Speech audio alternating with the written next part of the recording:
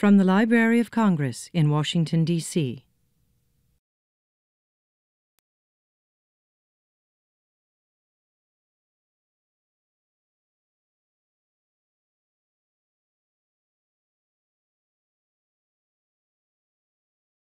Good afternoon, everyone. Thank you for coming to the Phillip Lee Phillips lecture that we're having today on World War I. My name is Paulette Hazier. I am the chief of the Geography and Map Division, going on 4 months at the end of this week. So I'm very pleased to introduce our moderator for the event, and that will be Mr. Dick Flederer, and he will come up. Thank you again.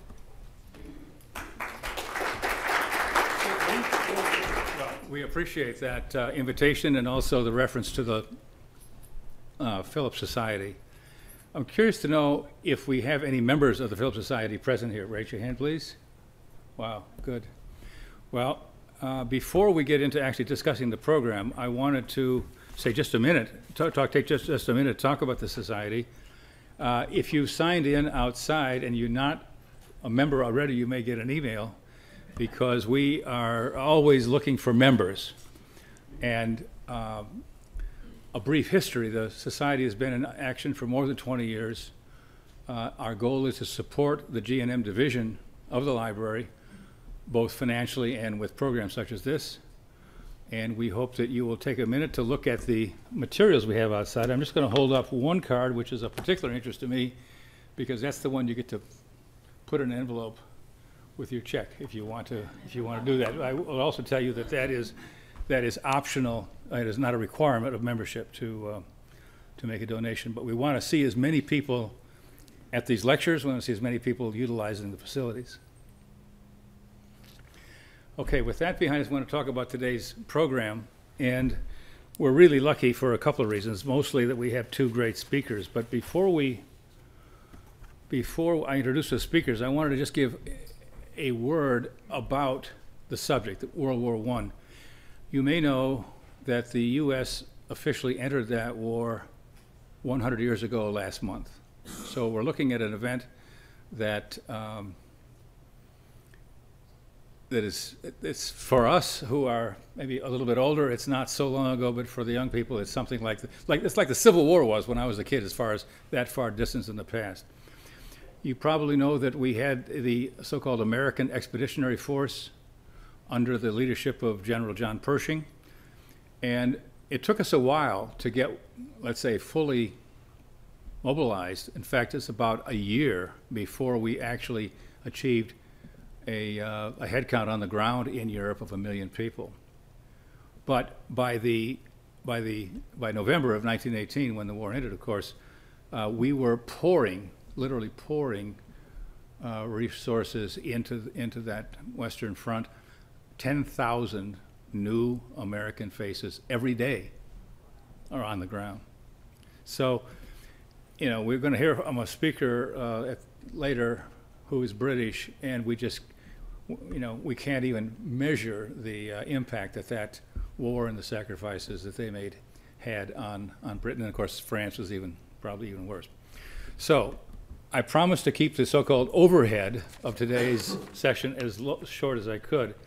And I wanted to start by introducing our first speaker, Mr. Ryan Moore, who is a member of the staff of the G&M division. And I want to give a little bit of background about him. He's quite active as an author. In fact, there's also a copy of an occasional paper that he's authored, which is out there, which is available, I guess, for anyone who doesn't have it, who wants to take it.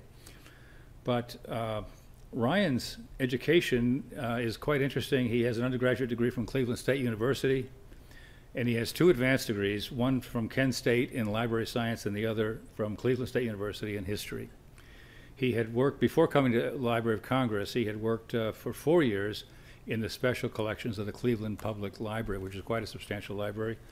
And he's been at Library of Congress here for just about 10 years now. His subject is the maps of World War I. And he's going to look at the way that maps illustrated the military, yes, but also the political facets of the war. He's also going to discuss aerial photography, the scouting, and also an interesting sidelight I hadn't thought of, and that is, how did the interviews of prisoners, German prisoners in this case, affect the content, the detail that was on the U.S. Maps of that period. So without any further ado, we will ask Ryan to come up here and give his talk.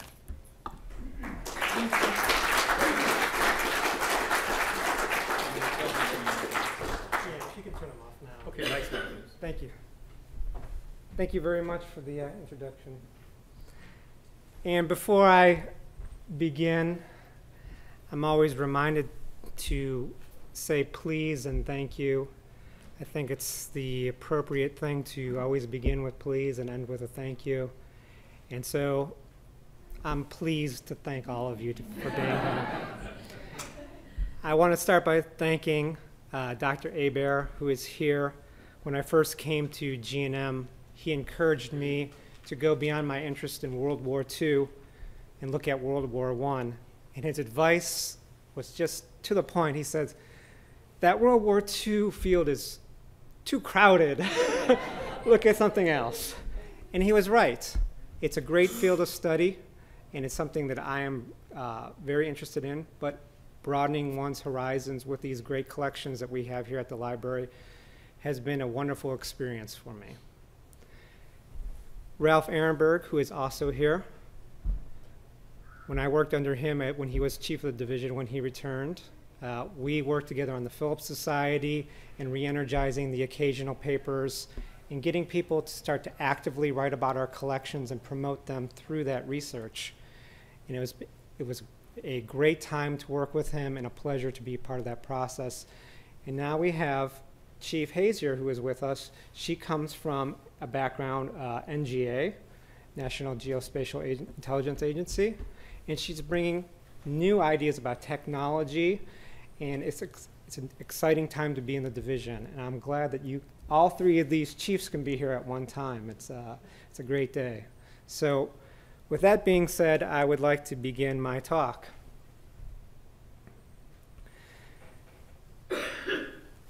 The Library of Congress intersected with World War I with the publication of a list of atlases and maps applicable to World War I, 1918, authored by Phillip Lee Phillips, the namesake of our organization. Phillips was the first superintendent of maps at the Library of Congress. He compiled a list of maps, political maps, road maps, railroad maps that were printed contemporaneous to this event. So these were ways that people could find information about what countries look like, what the situation on the ground may be, because what media was available at that time? Photographs, maps, the written word. There's not video, instant video, Twitter feeds today that will inform us. So this resource was very valuable for not only the common researcher, but for policymakers.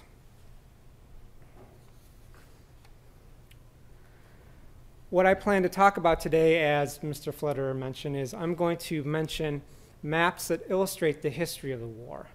So the storytelling piece, when the general public wanted to know what was going on, how was this information conveyed to them? A second part of my discussion will entail an overview of the relationship between maps, intelligence gathering, primarily photographs, but also prisoner statements, and how that affected the use of weapons, primarily artillery. And lastly, I'm going to close with showing some maps that describe the process of peace and how that was related to Germany and how that sort of was an omen for the next war. So you're all probably familiar with this story, the assassination of Franz Ferdinand and his wife Sophia by Gavrilo Princip down there in the lower corner. They were visiting Sarajevo, and he was ostensibly there to review the maneuvers of some troops, and he had taken a tour through the city. Princip and his associates were funded and supplied with weapons by a group called the Black Hand. They had a relationship with Serbian intelligence and possibly higher elements in the Serbian government. It's still in dispute today how high up that may have gone. But nonetheless, they were given weapons and transported in to Bosnia-Herzegovina, which was occupied by the Austro-Hungarian Empire. Princip and his associates lined this road here along the Miljacka River, waiting for Ferdinand's procession to come by. They fanned out along the road with the idea being that, well, if you don't have a good shot at him, let him go by, the next person will take a shot at him. So what happens is the entourage passes and one of the assassins throws a bomb out onto the road. It doesn't land under the Archduke's car, but one of his secretary's cars, and those folks are injured by the blast. The Archduke goes to the town hall and protests about the situation. He's advised to leave because they say, well, obviously there was an attempt on your life. You should get out of here as soon as possible. We can't ensure your security. Well, before leaving, they want to check on the injured parties and then depart from the city. Princip, while this is happening, he's 19 or 20, it depends. There's a dispute about his age as well at the time. And he's dejected because he is a very ardent Bosnian Serb nationalist. He wants to see the Archduke killed. The reason being is that this guy has some liberalizing ideas about the empire. They want to give their constituent groups more autonomy. His group feels, well, if you give Bosnian Serbs more autonomy, that may steal the thunder of the pan-Serbian movement. And we want people radicalized, not pacified. So he's sitting in a cafe feeling dejected. And then what happens is they come back down from the city hall to this area here where this arrow is. The driver makes a wrong turn. Princip can't believe his eyes. There's the Archduke sitting in a car several feet in front of him. He immediately gets up, pulls a pistol out of his jacket, walks up to the side rail, and fires, and hits the Archduke and his wife, Sophia. The Archduke implores his wife, Sophia, please live for the children. They have several children together. Princip, he is supposed to commit suicide, or all the assassins actually are supposed to commit suicide after they make an attempt. He has been given a cyanide pill, which he takes, and it doesn't work. He attempts to put the gun to his head, and security wrestles it from his hand. He will wind up in an Austrian prison and die in 1916. He has tuberculosis at the time that he commits this assassination, and he will languish in a prison cell and die. So the question always is, how do we go from this event to a world war? And historians like Margaret Macmillan, for example, The Road to War, discuss this at length, and I encourage anyone who's very curious about all the particular political details that go into the making of the First World War to dig into books such as that. So at the outset of the conflict, we have a couple of countries lining up together because they have diplomatic agreements. The countries in pink, France, Russia, and England, although England is a slight technicality here, which I'll mention, is that they agree to a mutual defense pact. England is agreed in principle, and their militaries have discussed plans of mutual defense, should it be necessary, but they are not a signatory toward any defense pact. Germany, Austro-Hungary, and Italy also have a mutual defense pact. What the Austro-Hungarians want to do is they want to invade Serbia. Well, Russia says, if you invade Serbia, and they consider Serbia, it's been said, as the little brother of Russia. It's not a pejorative term, it's sort of a very familial term in that part of the world. They said, if you attack here, we'll attack here. The Austro-Hungarians then turned to the Germans for help. They said, we can't defend the Russians and attack Serbia at once. We don't have enough troops. So this is where our complication begins with the Germans, and this is how we get a world war. And I'm going to skip forward and explain that and come back to all the belligerents in a second.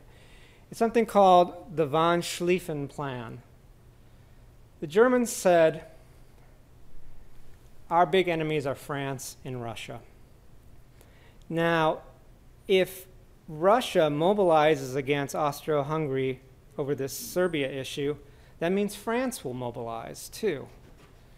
And if they mobilize their troops first, they have the distinct advantage of us if we wait.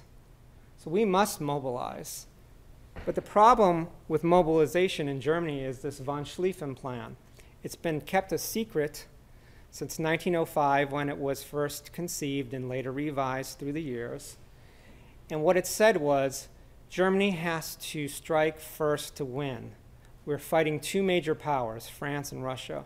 What we want to do is hold the Russians at bay with a small amount of forces as possible, put the bulk of our forces against France, and to march through Belgium and to take Paris and knock the French out of the war. In 6 weeks, this has to be done, okay?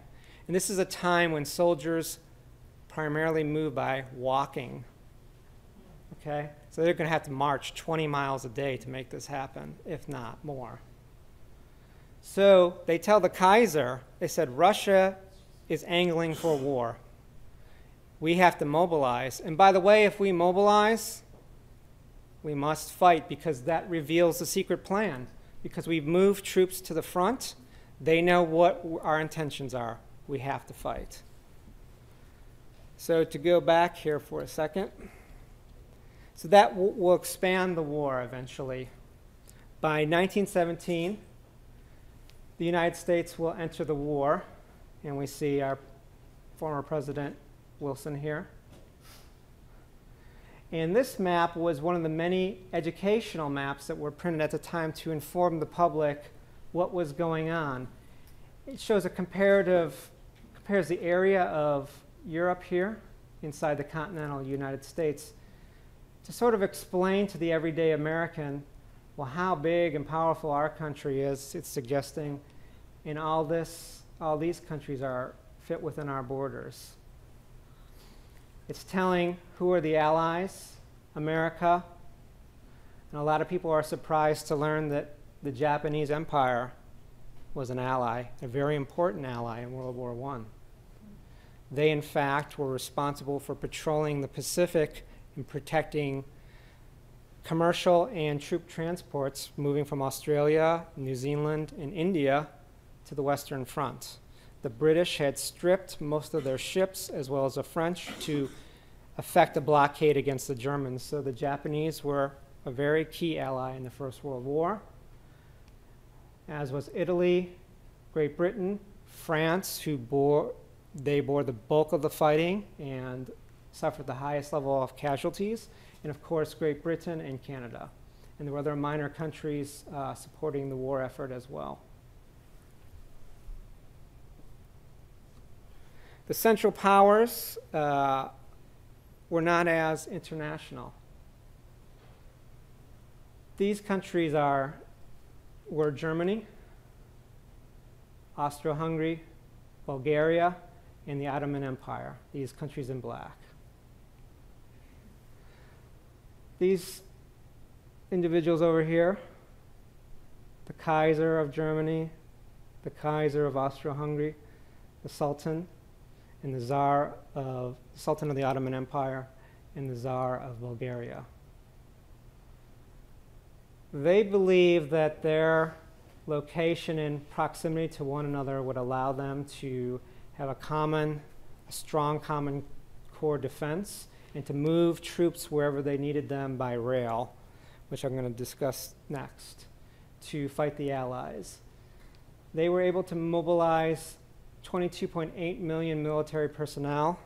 And if I can jump back and show you that the Allies were much stronger, 42.2 million military personnel. In addition to people who are fighting, the Allies though also were materially richer, bigger factories, more natural resources, greater shipping industry to move this stuff around. So it was important for the Central Powers then not to get involved in a long protracted war because they did not have the resources to contend with such might. So the Germans, going back to the von Schlieffen Plan, had a strategic rail network in the country. And this allowed them to rapidly move forces from here, the Eastern Front, to the Western Front and vice versa. German staff officers were charged with plotting how long it would take for a given troop unit to move from one front to another. And they would practice these and memorize these schedules because timing was very important. The delivery of the troops to the front had to be done at a precise time. Once the von Schlieffen Plan was given the go-ahead, it couldn't have some troops there ready to go waiting around for others. They had to all be in place. And the Germans built these mile-long rail platforms so they could take troops on and off the trains rapidly as possible. And when these things were going up, the Belgians in particular on the border noticed this, like their intelligence service said, hey, we're spotting these mile-long rail platforms on these sort of country towns on the border.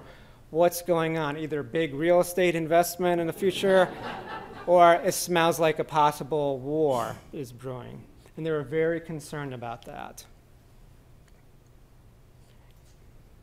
So allow me to use a pictorial map to sort of explain to you the opening phases of the war.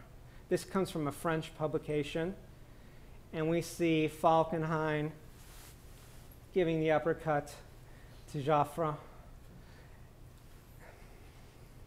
And the Germans were initially very successful in marching through Belgium and portions of France. The Belgians, although they were a neutral country, they were very powerful, and they punched above their weight because they had vast resources coming in from the Congo. And if you ever heard of the novel The Heart of Darkness, it was about the Belgian Congo. And King Leopold II had a secret, private empire in the Congo where he became very personally wealthy. And the entire country of Belgium became very wealthy. And so therefore, with this money, they were able to erect a series of fortifications along the border with Germany that they thought would stop any kind of invasion attempt. The problem was the Germans invented these massive railroad guns that they would train in on the fort and just blast it. So once you build a fort, the problem with the fort is it can't move. Patton said it's a monument to the stupidity of mankind. Because once the enemy locates the fort, surrounds the fort, unless you can come to the aid of the fort, it will be lost eventually. So the Germans were able to smash through Belgium. And as they moved within reach of Paris, the Allies rallied their forces at the First Battle of the Marne. They found that the Germans had exposed their flank, and they took advantage of this gap in the German armies, and they temporarily checked the German advance. The Germans said, okay, we're going to go around this. And it started something called the race to the sea. They weren't literally running to the sea, but they were trying to outflank one another, the Germans and the Allies. And it went all the way up to the Belgian coast. And it culminated with the Battle of Ypres, where the Allies were again able to check the Germans. And at this time, the war is very fluid. It's very mobile. We think trenches, World War I. At this time, it's not trench warfare. They're fighting in open country. They're trying to get around one another and secure the best ground. And the Germans don't want to erect any kind of temporary fortification because they want Paris. They want to knock it out and then get their troops over to the Eastern Front to fight the Russians who are mobilizing.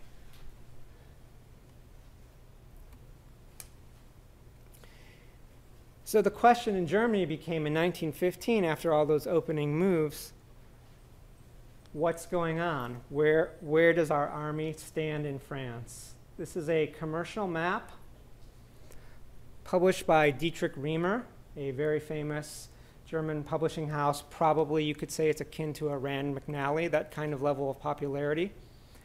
And they regularly published maps to show the situation on the ground. And these theater maps were very popular in Germany, and other countries had similar kind of mapping that was also very popular. What I've done here is I pulled this map out over here for everyone, and I've annotated it here with, this is the blue showing the German main movements through Belgium towards Paris, and also making a side thrust here into France. These areas in red were fortifications or major cities that they had to go through or bypass. So what happens is that the front starts to settle in 1915 and 1916. And the geography of this land in France here is that it's sort of gently rolling up this way. And the Germans are in a naturally elevated place over the Allies. And they decide that they're going to dig in here because the Russians have entered the war and they need to send some troops back to deal with that. So they start to dig trench lines all the way down to Switzerland. And the Allies will respond with their own countering set of trench lines along the way.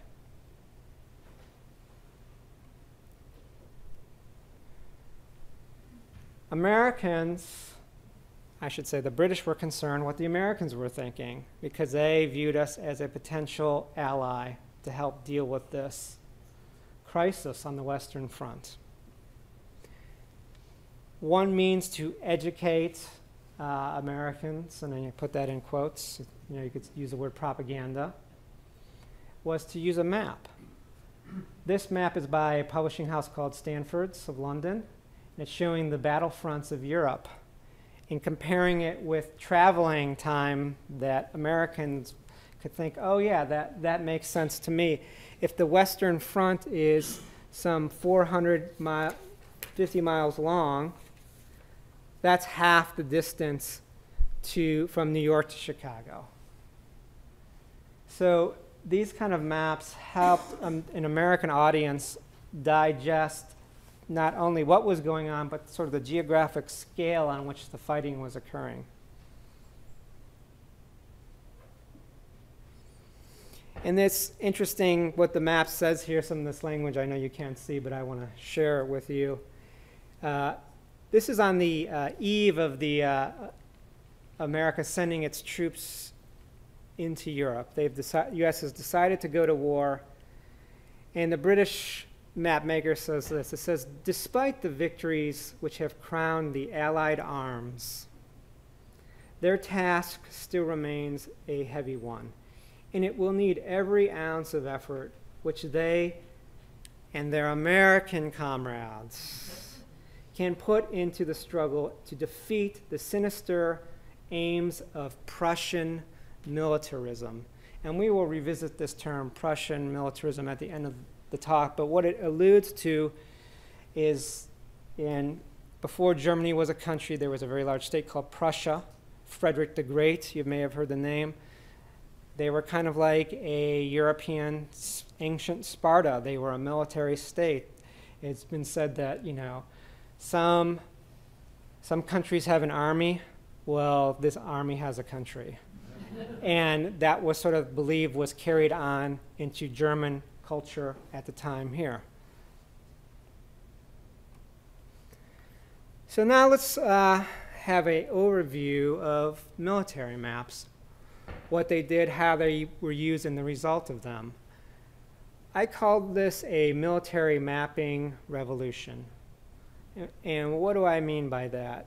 Well, never before was information about the field of battle, its scope, the particular details of the terrain, the obstacles, and the enemy formations given to a junior officer in a map form before. In World War I, millions of maps were produced. The US Army alone produced 3.5 million maps for its own forces. It was just there from 1917 until November 11th, 1918. Maps were made every day of the war, often updated every day of the war, with a very detailed level of intelligence. So we're going to talk about what were they looking for. They were looking for the enemy's artillery, their trench lines, obstacles, routes, in and out, and something called the order of battle. That means who are the enemy troops, how strong are they, how long have they been in the battle, and what's the overall situation. How was that information gathered? Through reconnaissance, observation, direct observation by people on the ground, and aerial photographs. Prisoners, of course, were an important source of information. Sometimes they willingly gave it over for a sandwich and a cigar. Defectors and spies. And the result of all of this was that tremendous tactical mapping at a very large scale, a high level of detail, and it allowed for massive deployments of troops and bombardments that were beyond what the eye could see. As you know, in historic battles such as the Revolutionary War, the Civil War, the Napoleonic War, the general himself would get on a horse and survey the battlefield and be able to see everything. Well, these battles are stretching for miles and miles and miles. One general cannot see what's going on. He needs a map. And then for the subordinates in the field to understand and to translate his orders into action, they need a map that relates to their particular situation. And this resulted in some of the deadliest battles in the history of warfare. When the war began, however, in 1914, they were making all these great big strategic plans like the von Schlieffen Plan, and the other countries had their plans, and they were ramping up their militaries with the latest weaponry. But the mapping effort was not on par with that energy. When both sides went to war, they were relying on maps that were printed in the 1880s that were these large-scale maps. And when I talk about map scale, think of it like this. 1-to-1 is unity. That's the same. And the more you move away from that, you're able to show more of the Earth, but in less detail. So this is showing 1 to 80,000 in France. And this is a great regional picture. But if you were asked to go take the enemy dugout, well, where's even the trench line on this map? It would be so small. It's useless for a tactical purpose. So it took them 2 years to get things right on both sides, on the Western Front. And they developed things called tactical maps, which I've talked about. So for the infantry, the guy fighting on the ground, he wants a map at 1 to 10,000. This is going to show you buildings, trees in some cases with the Germans map, particular trees, wells, very detailed information. The artillery want a little bit of a bigger picture because they're shooting miles down the road. And for planning, 1 to 40,000, give me a regional picture, and then I'll translate that information into the infantry and the artillery planning. This has to show topography. It has to show waterways, roads, communication lines, of course, buildings, and military information. And things, although we think, oh, it's a static war, they're in trenches, what was going on in and around those trenches was changing all the time. And so that information needed to be updated daily often. Even if nothing changed, that might be a sign of something is going on. Why is nothing going on the German side? We don't see anything. Well, maybe they've taken some guys from across the way and moved them down the line because they want to attack down the line. So that information is also important. So here's a blow-up of that same tactical map, and it's a German map, by the way. And it's showing an Allied trench line. They don't put their own information on this map because this is given to a junior officer. And if he's out in the field and he's captured or he drops this, and they show their own trench line, that's giving away intelligence to the enemy. So often what the folks in the field had were a one-sided depiction. So we see here an Allied trench line. What these X's are here in red that I'm tracing along, that's barbed wire. And there's many, many rows of barbed wire to inhibit attack. You can't pass through barbed wire unless you blast it with artillery. It's that thick and dense. Over here we have a legend that explains the information on the map. So the Germans even went down to level of showing deciduous versus evergreen trees. I mean, they plotted this stuff. It's amazing. I mean, I suppose we were joking about that earlier, Peter and I, but I guess that matters if you're operating in a time when there's leaves on the trees versus not. Are your troops concealed or are they not concealed? Town maps, how to interpret that. How to interpret topography. And various structures on the map. Because junior officers are not necessarily map experts. You've got to lay this out in a very literal and clear way so that somebody with a low amount of level of training can use it effectively. So maps, as we know, operate with a grid. We see that on all these maps and we sort of maybe not think about the intended purpose. So it's about subdividing geographic space and allowing one to point to a specific place on Earth and share that information in common with someone else. You don't want to say, Dr. Hebert, take the platoon down the road and take the church. And well, what church are you asking me to take, right? If I give you a set of coordinates, then we can agree upon where is it going to be. And so the way that these grids worked is that there was one for the 40,000, which was used for planning, and one for the 1 to 10,000. And each one of these squares would get divided into 4 sectors, and then it would get divided again, subdivided again into 10. So these are 50-yard squares here. So it allows immense precision when talking about a geographic location that should be bombarded or should be attacked. And the same holds true for aerial photography. It operated on a grid system, and they were given the job of mapping a particular lettered square. This map here is by the British. It's in Belgium of Ypres. And I'm going to show you they were challenged with mapping letter I. Right here. As you can see on the map here, showing the town and the river, and here is the aerial photograph of this location. Amazingly accurate, right? And we're talking, this is 1916, 1917 flyover. And to make this happen, they would go over enemy territory on a daily basis, flying at altitudes 10,000 feet maybe, lower sometimes, to get this kind of clarity. And that would put them in range of enemy anti-aircraft. It was a very dangerous business doing this. And they were asked to go over every day because planners and analysts wanted to see if there was any change in what you captured today and how can we compare that to what's happened in the past.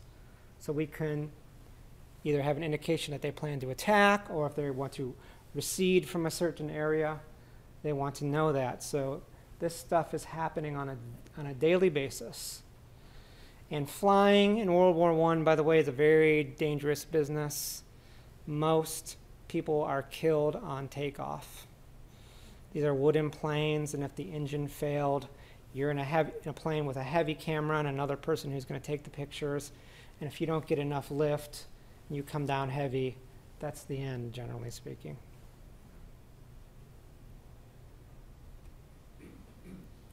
So what were they taking photographs of?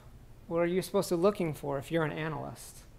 So I'm going to ask all of you, like, say you're an analyst and this gets returned from a flight, and they said, where's the machine gun nest? Now we can't ask Paulette because she has a background in this stuff, so she doesn't count. But some of you, did you know, if you were given this photograph, where's the machine gun nest? It's right here. See this round, circular, running in pairs? There's two actually in this mound. What they were taught to look for was features that don't generally occur in nature. And human beings have a tendency to build things logically, geometrically. And when you look at the Earth doesn't form that way. So this is the human mind wants to construct it in this fashion. So they're taught to look for what the human would build. And so right there is a machine gun that's on a hill that commands over these trenches down here. And there's a lot more enemy activity actually on this photograph.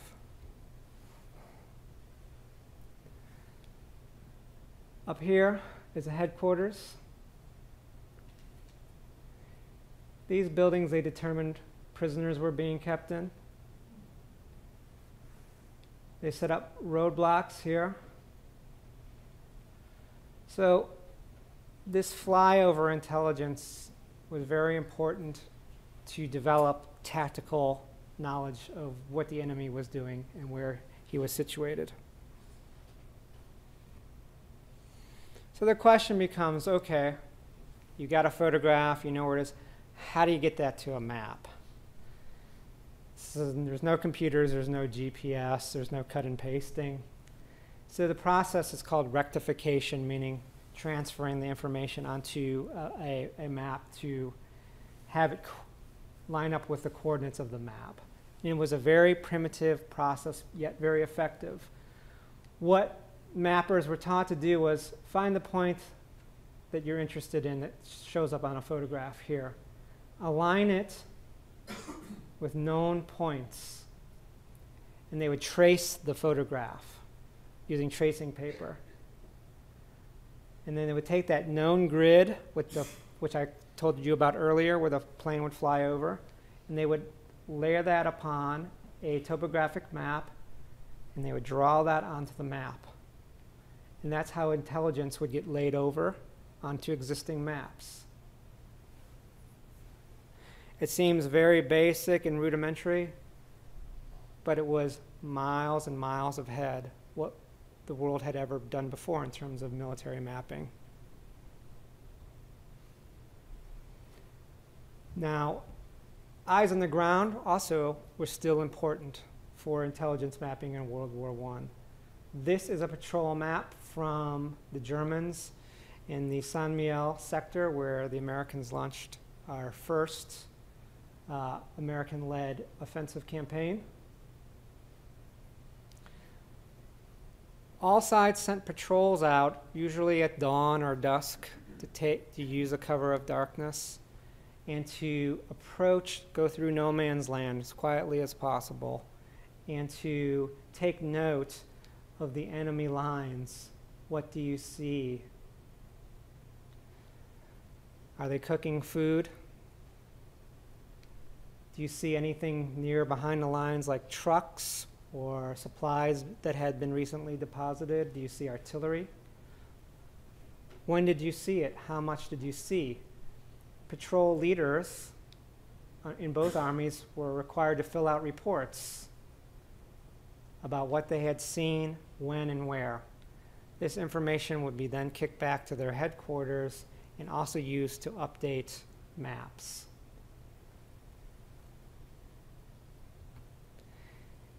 And if they could, on such a patrol, they loved to grab a prisoner.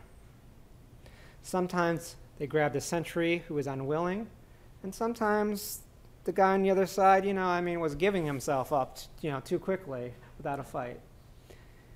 And this here is an American map that shows intelligence garnered from a prisoner about the German lines. We have here showing machine guns. Prisoner told them, here's the American line, by the way, here's the German line, okay? The Germans often would move machine guns up close to the line to harass the Americans in their trench. Should anyone stick their head up, they would unload a blast of machine gun fire on them. Told about a German observation balloon here. Balloons were still, although we had planes, balloons were still very important and very effective. But it was a terrible job to have because they were very visual to the enemy and they would go after them whenever possible. And if you're in a balloon that catches fire and is coming down, there's really no way out. Here's the Germans have an airfield. And behind, deep in their line, is their artillery, their heavy artillery, field artillery, and their mortars. So this information from prisoners is very valuable to get a better picture of the enemy lines. Aerial photography couldn't always get this stuff because you learn to camouflage, you learn to adapt and overcome. The enemy's spying from above, so they would throw netting or do various things to try to deceive the aerial reconnaissance. And we see this sort of going on today in the various wars in Afghanistan and elsewhere in the Middle East, in Northern Africa. The United States and NATO has drones and airplanes, heat detection, so opposition elements are turning towards tunnels. Concealment. It's a cat and mouse game that's from the beginning of warfare has occurred, and this is part of that. All this information would be used to culminate in something called the order of battle, or the enemy order of battle. What does that mean? Ideally, you could identify enemy units by their name. Who are they? What's their specialty? What is the quality of those troops? Do they have experience? Are they very green? Also, equally important is how long have they been fighting? Even if they're good troops get tired. And the Germans, because I mentioned earlier, the Central Powers had less manpower than the Allies. They could not rotate their men off the line. When you were on the line, you stayed on the line, and individuals would maybe go on leave, but groups of soldiers would not be taken off the line together. The Allies had that luxury. They could take a whole unit off and put a whole new unit on the line to rest. Also, when would they last in battle? And what's their morale and level of supply? If they have low morale and they're not being fed, maybe that's where you want to attack because they're going to maybe give up easier. And if you can create a hole in the enemy line with one of these units that has low morale or low supply, you could compromise their entire defense in a given area. And so that opportunity was a kind of opportunity that planners would look to exploit. And they would present this information to commanding officers to make decisions about operations. Last map I'm going to mention of the military kind here is a planning map. This is a map from the Meuse-Argonne. And these kind of maps have a particular look. They show something called jumping off points here, where units would begin in a battle, and they would follow a line of progress, these dotted lines. They were given a sector. You stay in your lane, I stay in my lane, and we move forward together so that we don't get salience in our line. We don't want to have one group go forward and the group next to it stays behind, because that protruding salient then becomes vulnerable to attack on two sides. We want to move together along the same axis of advance. And so this is the beginning of the Meuse-Argonne offensive all the way up to November 11th on the armistice. where we pushed the Germans back.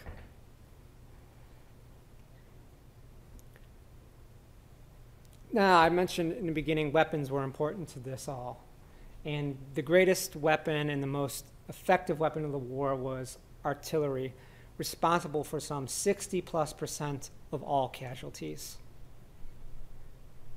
These are some of the various guns that the American Army employed, from this field artillery here to this rail gun, which could shoot some 20 miles.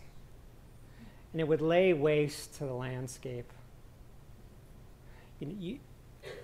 Forested areas would just turn into effectively something looking like a lunar landscape. The amount of devastation that they could deliver was incredible. Incredible in a very dark way, of course. What makes this possible are maps to direct this fire. They're not just guessing, they're firing at known points. And towards the end of the war, the mapping was so accurate that they felt that they could hit something. They had an error factor of maybe 50 to 20 yards of being off if they just used a map with no pre-firing, where they could see the round go down and the spotter would call back and say adjust. They felt if they had mapped it effectively, they could shoot and surprise the enemy and not give them a chance to move and hit the target. And that's very incredible. This is all analog. There's no digital GPS guiding this stuff. Yeah, it was amazing, again, in a very dark way. This map here comes from one of our special collections, the John Hines collection, and it shows America's first artillery shot of the war. It's kind of a neat specimen to have in our archive here. In October 23rd, 1917, at approximately 6:30 a.m., Battery C of the 6th Field Regiment, 1st Field Brigade, 1st Division, have to get it all in, under Colonel Scott, Major Starkey, and Captain McClendon, said to Sergeant Alexander Arch, "Go ahead and shoot." And Arch's battery is here, and they take the first shot against the Germans in anger. General Pershing said, "That's a special gun." Pershing is the commander-in-chief of the American forces.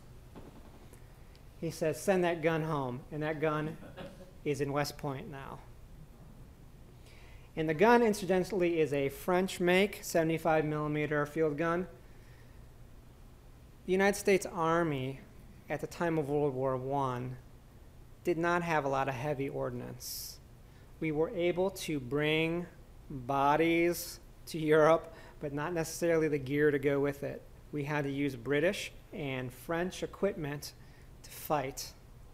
This is very different in World War I, where we're supplying all the Allies with various armaments, like the Germans, not yet, the British with Sherman tanks and the Russians with trucks, for example. So this is a very interesting piece of history right here from the Library of Congress's collections. One tactic that made artillery so devastating was something called creeping barrage, something developed by the British in the Boer Wars of South Africa. Creeping barrage meant we want to put the artillery fire in front of our troops and have that fire move forward while our troops move behind it to limit the enemy's ability to shoot our troops advancing. In order to pull off this complex maneuver, two things are important. You got to both know where you're going to be, because you don't want the guys here, when the bombs are falling here, they want to be behind these various rings of fire, curtain of fire they called it, and what time that would happen. So the artillery unit and the unit in the field would share the same map, and according to a schedule, they would move together. And this was very effective at blasting away barbed wire and other enemy emplacements along the way to reach the final objective, where then the infantry could charge into the enemy trench and take it over. This particular map also has a unique history. It's from the G&M collection by General Charles Summerall. Summerall ordered an attack on November 10th, 1918. Does that sound significant to you? Because November 11th is the day that the armistice is going to take place. He ordered an attack because he was of the mind that the Germans were faking, that this armistice was baloney. They just wanted time to rest and recover, and that we need to keep the heat on them. So he orders troops to cross the Meuse River and to take German positions on the other side. In this attack, some 360 plus Marines, not part of the Army but under their command, and some of the best troops that we had at the time, die. It becomes a scandal back in Washington. Why did you send Marines across a river where the Germans had machine guns on the other side to die on the next to last day of the war? Pershing and other military leaders came to Summerall's defense. They said, we didn't know if the Germans were going to give up or not, and we had to keep the heat on him. And Summerall was exonerated for any wrongdoing, although the families of the servicemen who died hated him tremendously for this order. And this, again, is part of the Summerall papers in the G&M collection that any one of you want to come in and review. It's available. Since artillery was so dangerous, it's important to locate the enemy's artillery. And I talked about aerial photography was one means, patrol was the other. But often those methodologies were insufficient to map where the enemy's artillery might in fact be. Both sides developed something called sound ranging, and the technologies among the different armies varied, and I'm going to generalize what they did here. This map is by the U.S. Army using sound ranging to detect German batteries across the front lines. Microphones would be set up along predefined points, and when a gun would fire, the sound would travel and reach those microphones at different times. They would calculate how long the sound took to reach, the vibration took to reach the microphone, and triangulate where the gun might be. This was so effective that they could triangulate an enemy gun within about 20 yards by the end of the war. So what that meant was that if you shoot, you got to move your gun. And if you got to move your gun, that means you're exposing your gun to reconnaissance. So you better make it count. So this put the Germans in particular in a predicament, because when they would shoot, we would fire a counter battery barrage right away to blast their guns. They would try to move the guns to a new hiding place. We would immediately send up airplanes to look for them, and we were hot on their tail, and they knew it.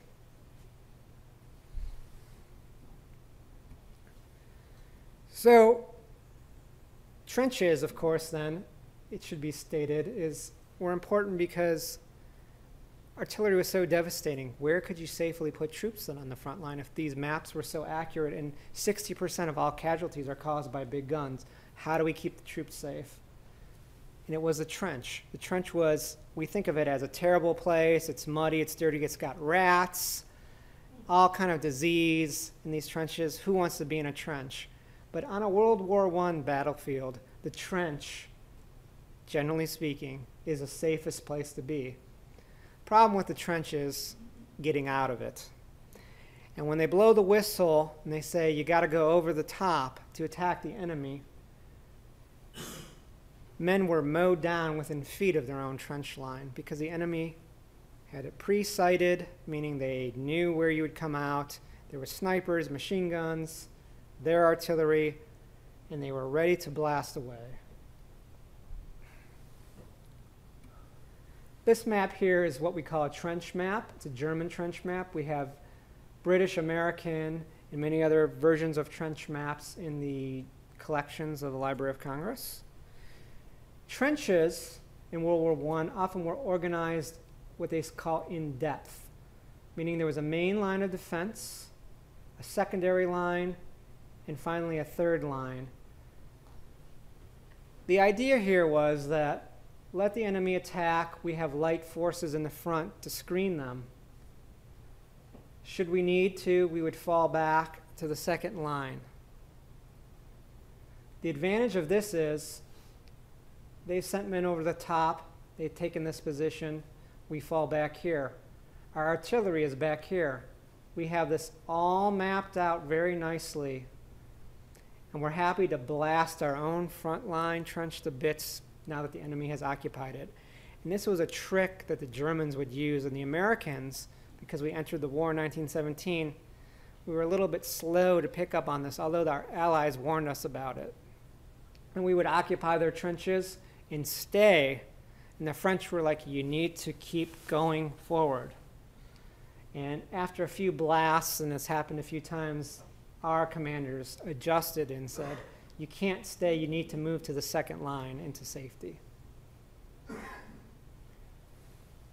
And incidentally, this map is from the area of Verdun, an important battlefield in World War I. Verdun was a very political battle. The Germans said in 1916, when they were unable to take France by mobile warfare, that they would wear the Allies out through attrition. And they said the French will defend the very historical and sacred city of Verdun with as many troops as it takes. So we will force them into this cauldron and kill as many as possible. And the German field commanders were appalled by this high command decision because they said, you're asking me to order my men to fight, not to gain an objective or ground, something tangible. You're asking my men just to go out and fight and kill until they get killed. How can we sustain this? Whereas on the French side, they said, this is our territory, this is our land. It became a sacred battle for the honor of France. And they staved off the German offensive here. And it was at cost, a high cost of life to both sides, for ground that was virtually just stagnant, the trench lines.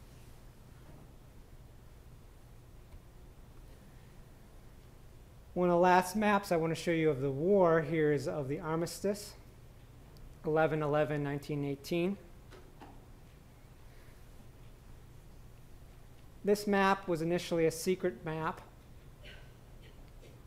showing the final disposition of forces as they would stand when the armistice was to begin. The Allies had in the field at this time some 280 plus divisions that were well fed, rested, high morale, good supplies. The Germans had 180 understrength divisions. They were called a division on paper, but maybe they were half strength or even less. They weren't getting food. Their guns were being worn out. The barrels were so worn that they couldn't shoot straight.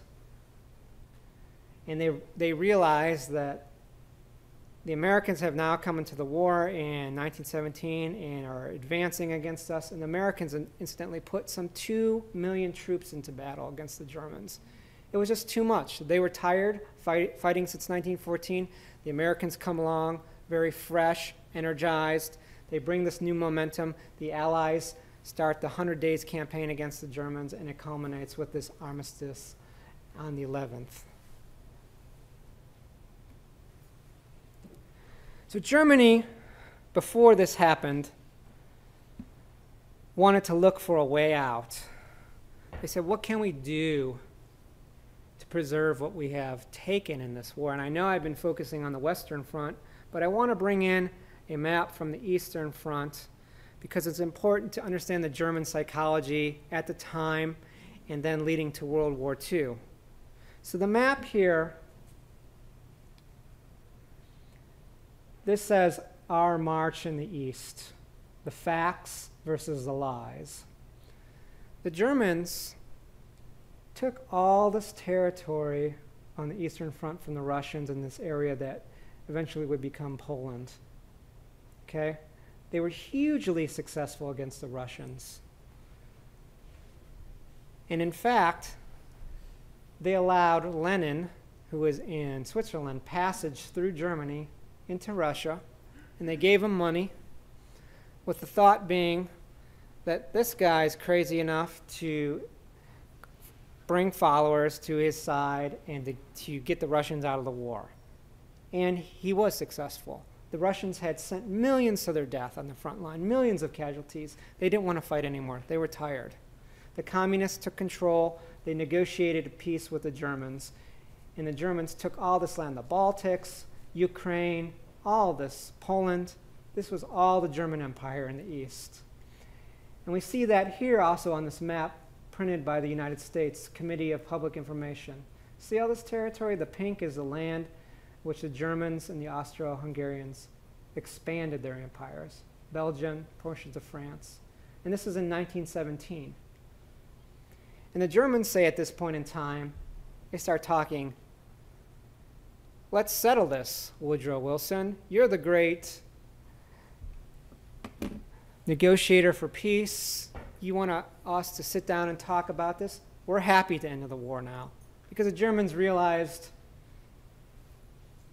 we can't push them away. We've tried our best. What can we do? So let's negotiate. But the Germans had infuriated the United States. As you know, they sunk the Lusitania. They were sinking other ships of ours.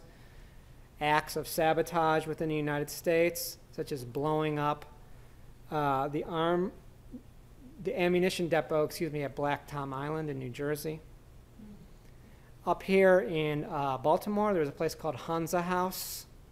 It still exists, and the Germans had a legation there. They brought in spies by submarine to recruit German Americans to engage in acts of spying and sabotage. And then they tried this plan called the Zimmerman Telegram, which you may have heard about, where they wanted to enlist the help of Mexico to occupy the United States so it wouldn't come to Europe. All this had come to the attention of the American leadership, and when these overtures for peace started to continue, Woodrow Wilson was pushed beyond his limits and said no, to the relief of the British and the French. No, we're not going to entertain any peace overtures. If you want peace, you're going to move back to within your borders, and you're going to be responsible for paying for this war. And this Committee on Public Information was the American propaganda apparatus, and would put out all these different kind of publications about teaching Americans about Prussian militarism and the rape of Belgium and all these kind of things. And maps were one of the means which they communicated why America ought to be in this war. As you know, America was very culturally diverse. Millions of Germans living in the United States, people from the Austro-Hungarian Empire, Irish. These folks necessarily didn't have vested interest in seeing England succeed, for example.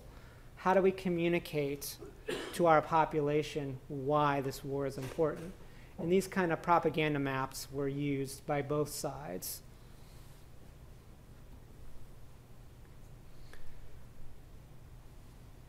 Germany, as we know, eventually gives up its military, hands over the reins to a civilian government, and sends them to Versailles to negotiate for peace. It's a convenient way to blame them for anything that goes wrong, because the German military had held the country, the power of the country in their hands since 1914 once they went to war. It is effectively a military dictatorship in Germany. Now they send these civilian diplomats to France, and the German diplomats are shocked by the terms of the peace. They said, first off, you must accept total blame for the war. You must pay reparations. Your proud Prussian militarism, your German army, is going to be reduced to 100,000 men with no heavy equipment, essentially a territorial defense. So that's the heart and soul of the Germans, is their army, their military. It hits at the gut. And on top of that, you're going to lose territory. They're going to concede, forced to concede Alsace-Lorraine to the French. The Rhineland and the Ruhr Valley here in the east is Germany's industrial heartland. This is where the big weapons factories are. This is going to be occupied, this surprises a lot of folks, by American troops in the south, French, British, and Belgian. We're going to occupy that for several years, and the French will be the ones there the longest until the early 20s before they withdraw. In the east, land is going to be taken from Germany and given to Poland. As you may know, during World War I, Poland does not exist as a country. Its territory, or its historical territory, was divided between the Germans, Austro-Hungarians, and the Russians. Woodrow Wilson makes it a point of war in his famous 14 points that there must be a free Poland with access to the sea. How are they going to make that happen? They're going to take land from the Germans, because the Russians are not going to be giving up any land. So the land comes from the Germans. A new country forms, Czechoslovakia. And within it is an area called the Sudetenland, where Germans are living and forced to live under Czech authority. So this creates a situation where millions of Germans are now forced to live under the authority of other governments. Germans are blamed entirely for the war, rightly or wrongly, and their proud military has been taken away from them.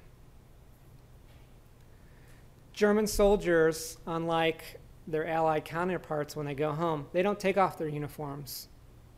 They stay together and they form barracks in cities, and they call themselves Freikorps. And they act like they're still in the army, and they don't want to be dismissed from their jobs.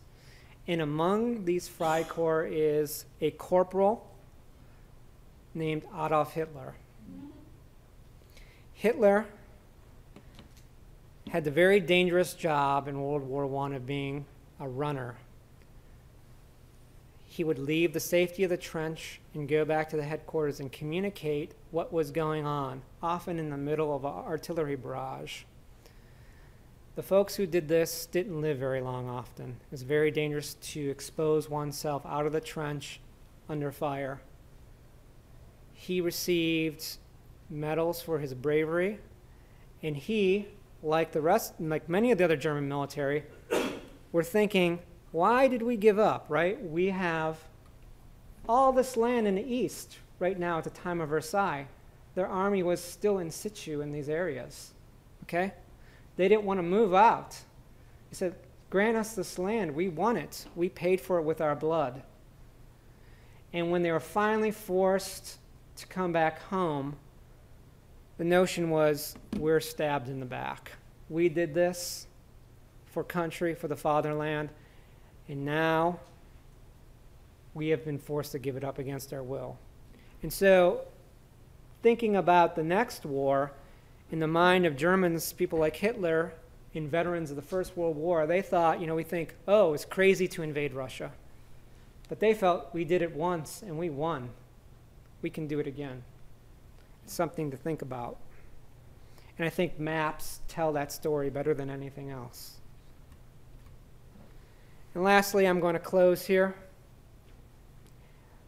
with this illustration of saying to end all wars, right? We see that they're going to bury German militarism in the fires of hell, and Uncle Sam is waiting there gleefully with his shovel, and his top hat says Lusitania. This image can be seen online at the Library of Congress's webpage. And the Allied powers are happily depositing German militarism to the grave, which we know it comes back again in the Second World War. Thank you very much. Okay, let's please take our seats, and I'd like to introduce our speaker. I think you'll agree that the first talk by Ryan had a heavy focus on the U.S., very appropriate. We're going to now have a speaker from Great Britain. Professor Peter Doyle has come over. He's a PhD, of course, and he's a visiting professor at the University College in London. His topic is Gallipoli and the physical aspects, the geographical aspects of that battle. It went on for almost a year. It was a disaster personally for the First Lord of the Admiralty, Winston Churchill, and it has a strategic, let's say, outlook.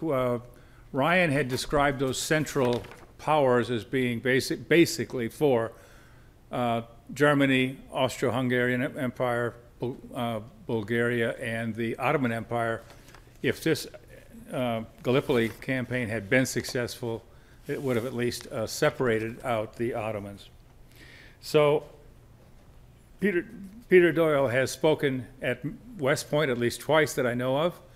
He's got a very interesting talk, and without any further ado, I will invite him up now. I'd also say that the Q&A will be combined with the two speakers immediately after Professor Doyle's talk. Peter? And is his lights over here?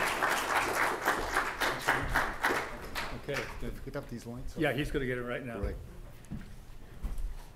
Okay, well, difficult act to follow, Ryan's exposition on the First World War, so I'm going to try and follow that up. I'm also going to draw upon a number of the things that Ryan said today. I want to concentrate on a battle which has a great deal of mythology associated with it. I'm also going to be looking at a map that became a scapegoat for failure. And so here we have a map which is used not only to plan a campaign, but one that was also blamed for the failure of a campaign. It's very important. So obviously, from my perspective, I know where Gallipoli is and I know what it's about, but I'd like to know how many of you even heard of Gallipoli. So if we got a show of hands. Excellent. So I have an informed audience. And how many of you think that it was only the Australians that fought at Gallipoli? Okay, so still informed audience. So that's good. So what I want to do then today is to take you through and examine the concept of Gallipoli, of terrain, of maps, and of failure in the Dardanelles in 1915. Now, I've talked about mythology. The mythology of Gallipoli is one of the most important aspects of the historiography of the campaign. And what we're looking at is a mythology that makes its way into popular culture. We have an American comic book from the 1960s that summarizes, in effect, what the Gallipoli campaign is about. Tens of thousands, it says, who died and fell on the hard beaches there at Gallipoli, in the Dardanelles. It was a campaign that was doomed to fail. And if we look at this, the mythology goes that the campaign, of course, was doomed to fail because of its geography. It was also doomed to fail because of its planner and the planning that went into that campaign. And specifically, it was also let down by its maps. And so if we follow the mythology through, was this actually true, as the American comic book here portrays? I say, old chap, this map of Gallipoli is only 100 years old. Probably nothing has changed since then. Is this really the way to run a war? So I want to examine what the truth is. I can say categorically at this point that without Gallipoli, we probably wouldn't have had the success in the invasion of Normandy. But really, was that something that we want to portray Gallipoli as? So let's look at the routeway, the road to Gallipoli, the road to the war. Now, as Ryan has eloquently put forward to us, this is a war that has erupted in Europe, a war that has seen all of the alliances pitting themselves together, and we've heard about the Schlieffen Plan.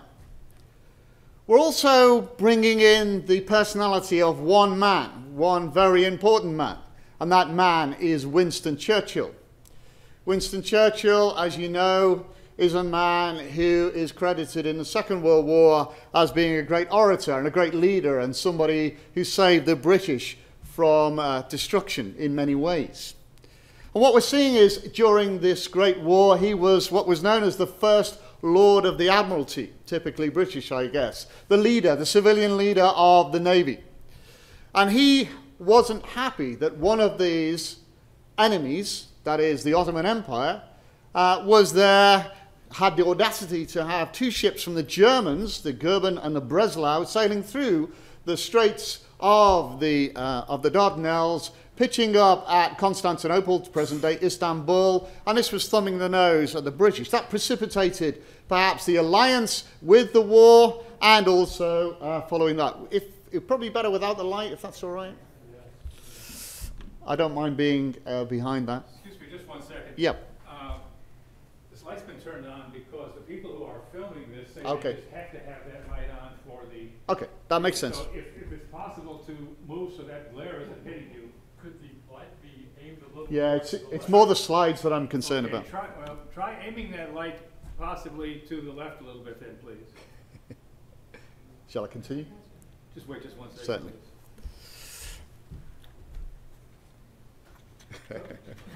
Okay. I guess there's no negotiation on that. What about relocating yourself? Because I'm not seeing any glare on this side at all.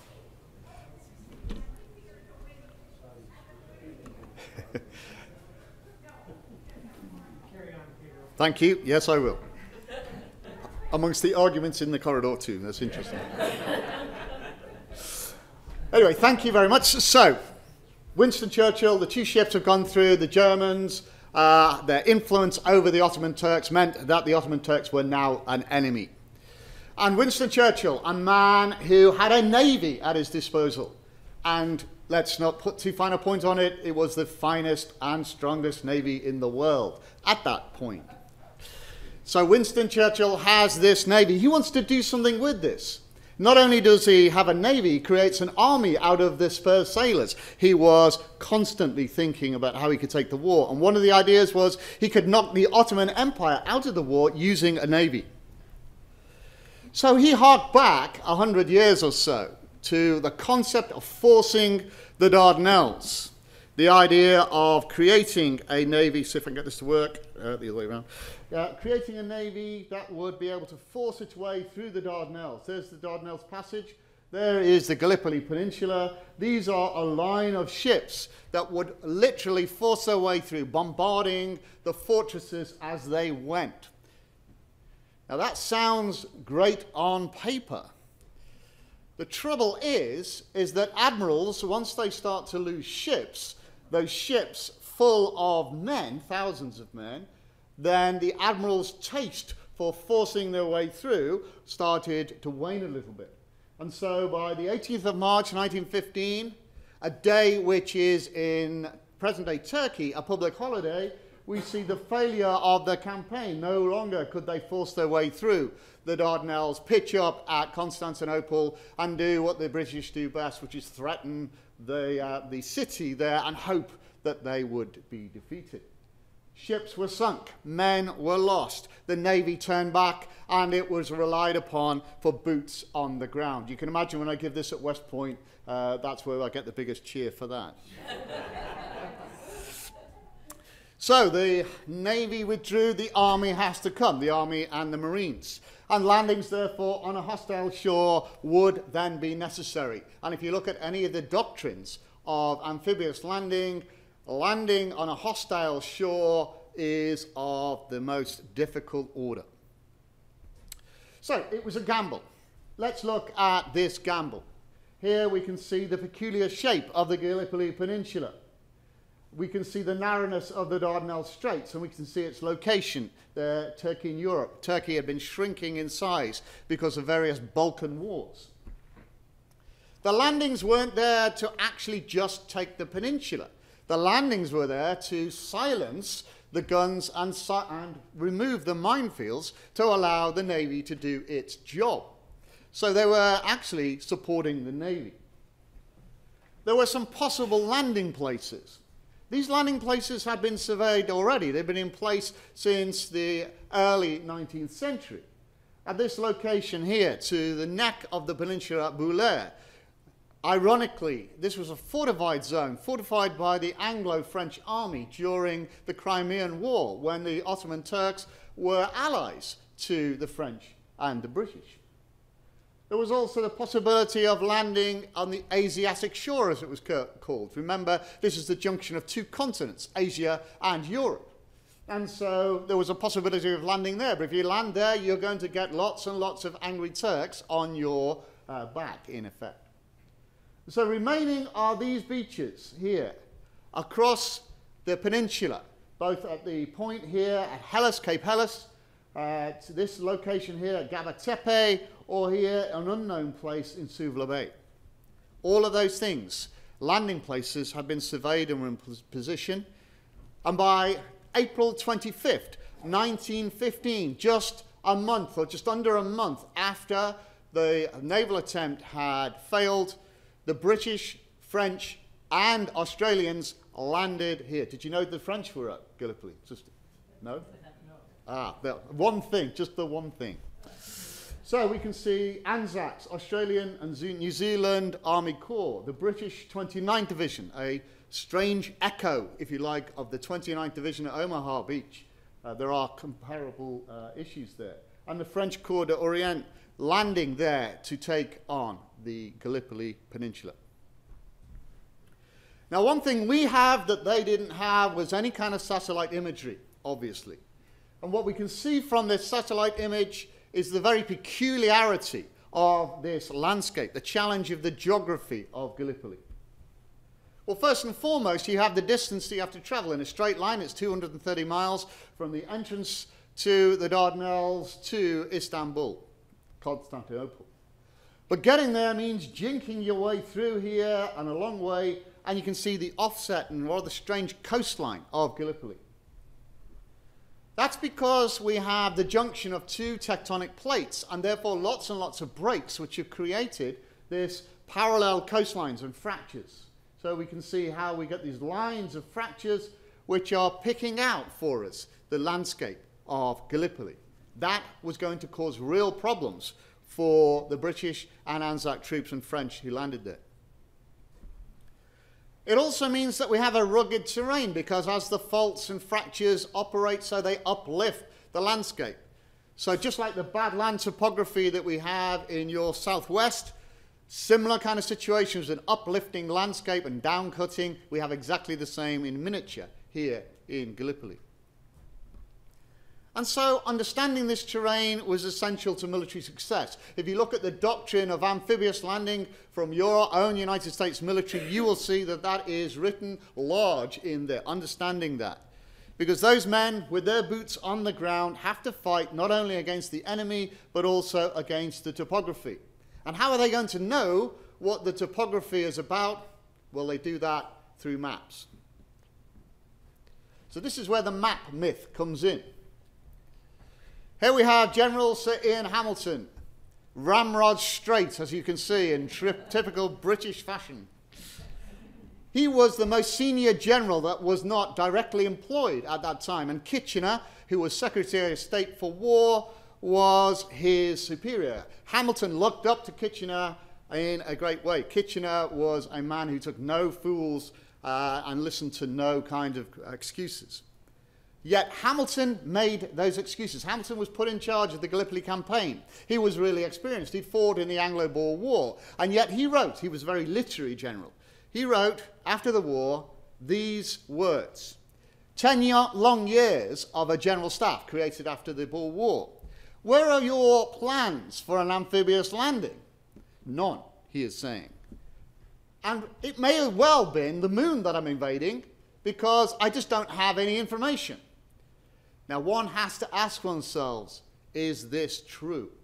Written in 1920. Remember that after the failure of the Dardanelles of Gallipoli, Hamilton's career, esteemed and distinguished, was in tatters. What we do know is what he is written down about how he was instructed to invade. The problem is, who is it that's writing about this? So we can see here Brigadier General Aspinall Oglander was a colonel, senior staff officer with Hamilton in 1915. And so when he's writing here, he's defending his old chief. And what he's saying is that Hamilton, when he was briefed by Kitchener, very, very brief, because Kitchener didn't mince words, he got some instructions. In essence, go and take the Dardanelles. A handbook of the army. Well, that's okay. That's only a couple of years out of date. Everything like this will ultimately be out of date. But two other elements. A pre-war report of the Dardanelles defences, kind of implying that it was substandard. And a map which is specifically considered to be inaccurate. In other words, they're setting up the mythology that the map is at fault, trying to hide, perhaps, that Hamilton might have been at fault. So what did they actually get? Well, we have the War Office handbooks that were provided. But we also have a whole range of other reports, 1905, 1909, 1908. All of these things had been prepared because Britain was cautious about the Ottoman Empire. Remember that Great Britain was involved in many of the Middle Eastern states and Egypt in particular with the Suez Canal. Oh, and there was that map, the map which creates the mythology. This map of 2 sheets, a 1-inch to 1 mile map, 1 to 63,360 scale map. So, the corrective to this is one man, another general, General Colwell. Colwell, cautious in his British speech, director of military operations in the British War Office, and a man who had been involved in military planning and had actually been involved in the preparation of those military reports in the early part of the 20th century. So if we try and unpick this, Hamilton had been informed with information as to the various possible landing points. He's saying Hamilton knew about this information, which was fairly correct information, and that fairly correct information about the interior. So again, he's saying, yes, I'm being cautious. But he's also talking about the map. He's saying that in the absence of regular surveys, the maps supplied were necessarily untrustworthy. What he means is the only maps that were available were, yes, inaccurate, but that's all we had. That's the necessary inaccuracy here with respect to the ground. So Colwell is saying, Hamilton, you're overstating this. Let's see whether what's been said is true. Okay, so let's examine 2 of the components of the briefing. The War Office secret report on certain landing places in Turkey. Remember, Hamilton's saying, you know, I didn't have any information, I didn't know where to go, I didn't have anything that would allow me to land in Constantinople. And what about the map? The War Office map, the geographical section of the General Staff 2285 1908 map, the map of the peninsula of Gallipoli. Okay, so let's look at certain landing places in Turkey. This is a fat, big report with 2 sections. It was drawn up in response to one of the many, many disputes. This one, the Akaba crisis of 1906, which is a dispute between drawing the boundary between Egypt and Syria. Sounds familiar. Yeah. A diplomatic argument between Britain and the Ottoman Empire, which meant that they needed maps to provide information for any future boots on the ground. A report, which has lots of information about the Gallipoli Peninsula, about locations there in the Dardanelles itself, and the Bulair Lines, as mentioned. It's a map, remember, a book that Hamilton's saying has barely any information, and yet we have maps and plans which are topographically really valuable. Lots of detail here.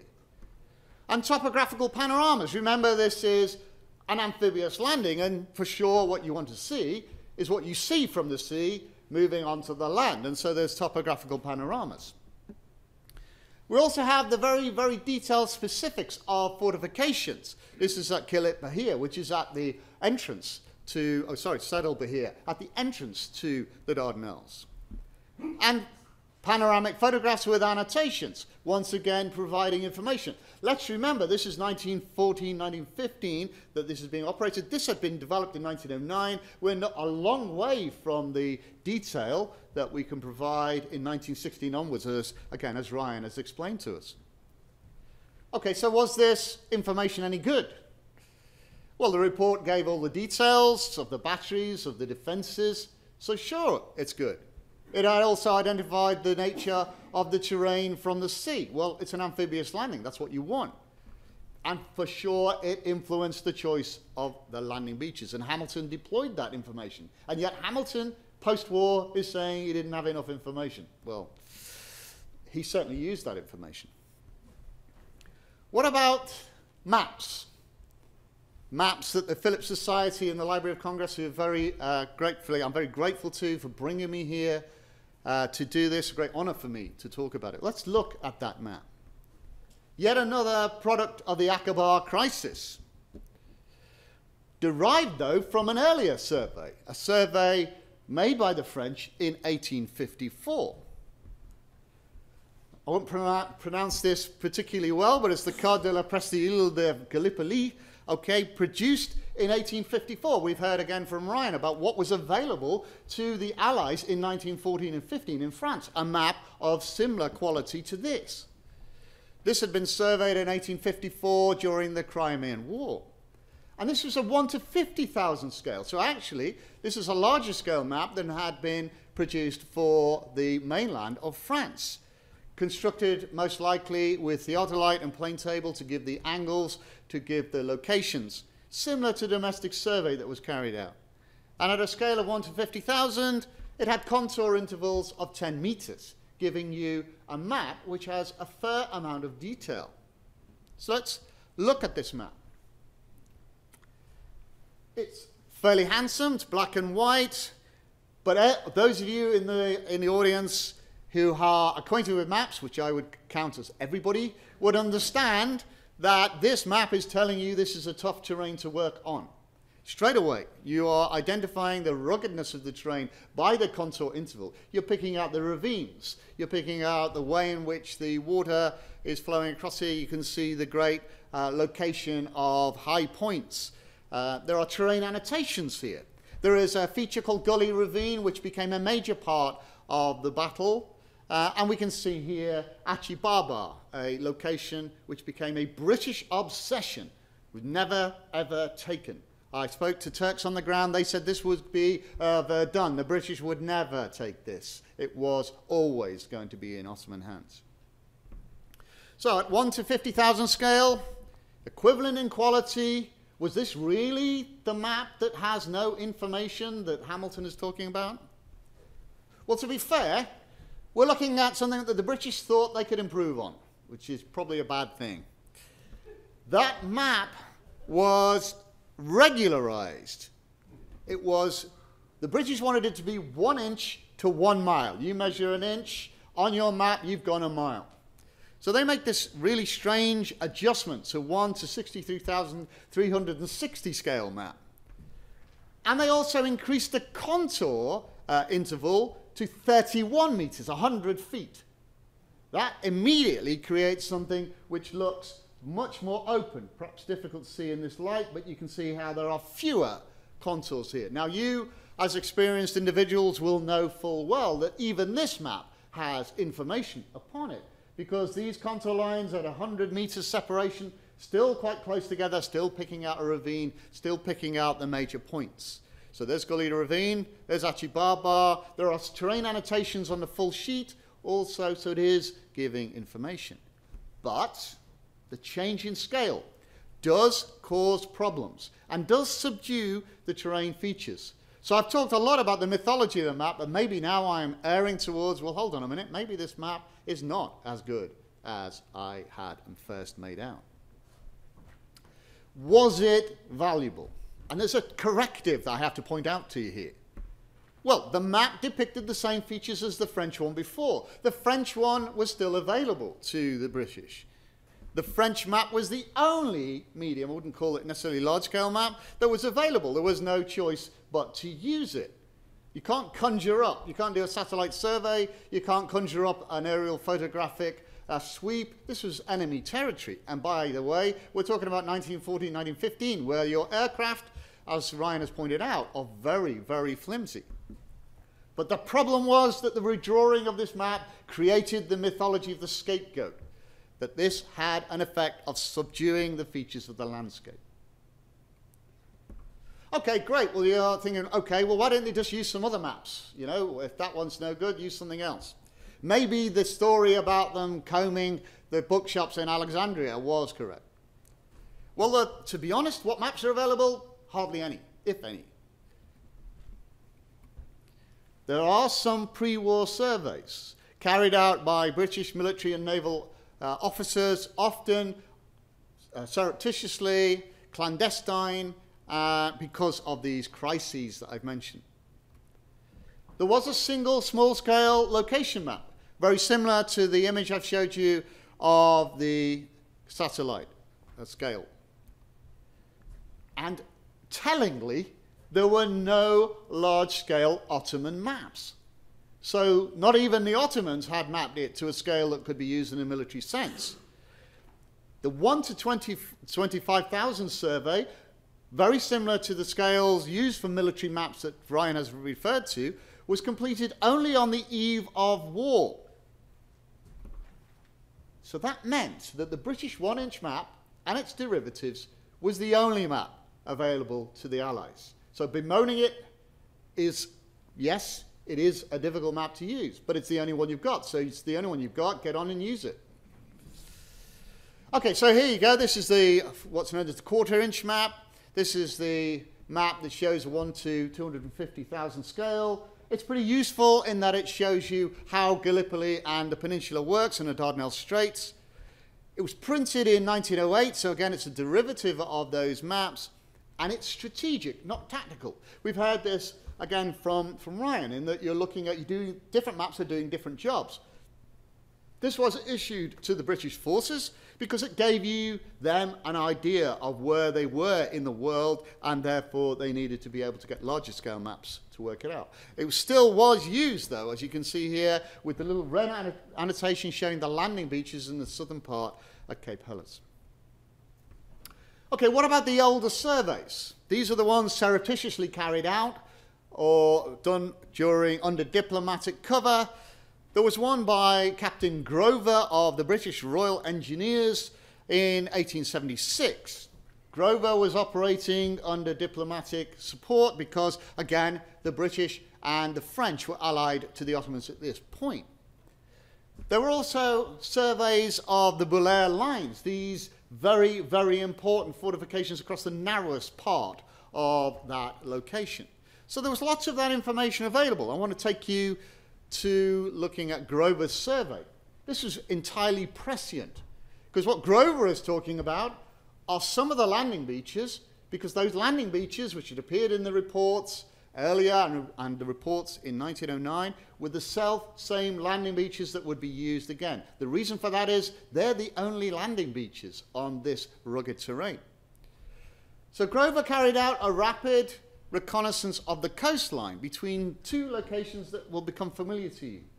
This place, Gabatepe here, and this location here, Fisherman's Hut, which still exists today on this coast. If you look at this, we can see something which looks fairly impressive. It's a scale of 4 inches to a mile, 1 to 15,000 plus or minus. But what we get is the sense of the rapidity of the mapping here. It's a stylized form. We don't see very much the rugged terrain that I will demonstrate to you in a moment. We're getting really a sense of this relatively smooth point. This is the heights of Sari Bear, which is a mountain area in this location.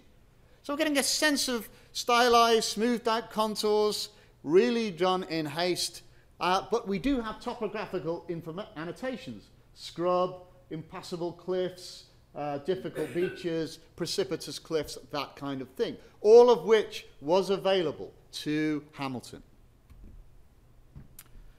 So I've mentioned about the maps that were produced on the eve of war. And here we have an Ottoman map with the beautiful Ottoman script. Ottoman calligraphy, of course, amongst the finest in the world. And what we see here is the map of the Cape Helles area that was once reputedly owned by General Liman von Sanders, the German commander of the Ottoman troops in this location. This resides in the National Archives in the United Kingdom and the originals in the equivalent in Australia. And this emphasizes the fact that these maps might have been available to somebody as senior as Liman von Sanders, but they were just not available to the British, French, or other allies. The reason for that is they were literally surveyed in between 1912 and 1914, and the issue of them was probably only in 1914 and 1915. So pretty much you'd be having some intelligence services that have to do a lot of hard work to get hold of these maps if they had not actually yet been issued to their own troops. So once again, we have the only map that's available to the Allies is the ill-fated and godforsaken 1-inch map.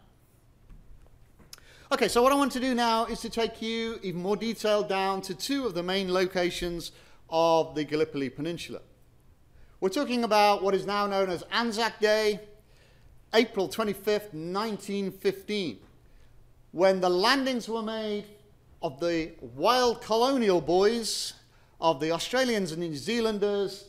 They were the ill-prepared, unpracticed, untested troops with a little bit of colonial verve sent to fight up these really difficult terrain. In the south, the British 29th Division, professional troops, fought long and hard in Britain's small wars, sent to take the biggest nut to crack at Cape Helles.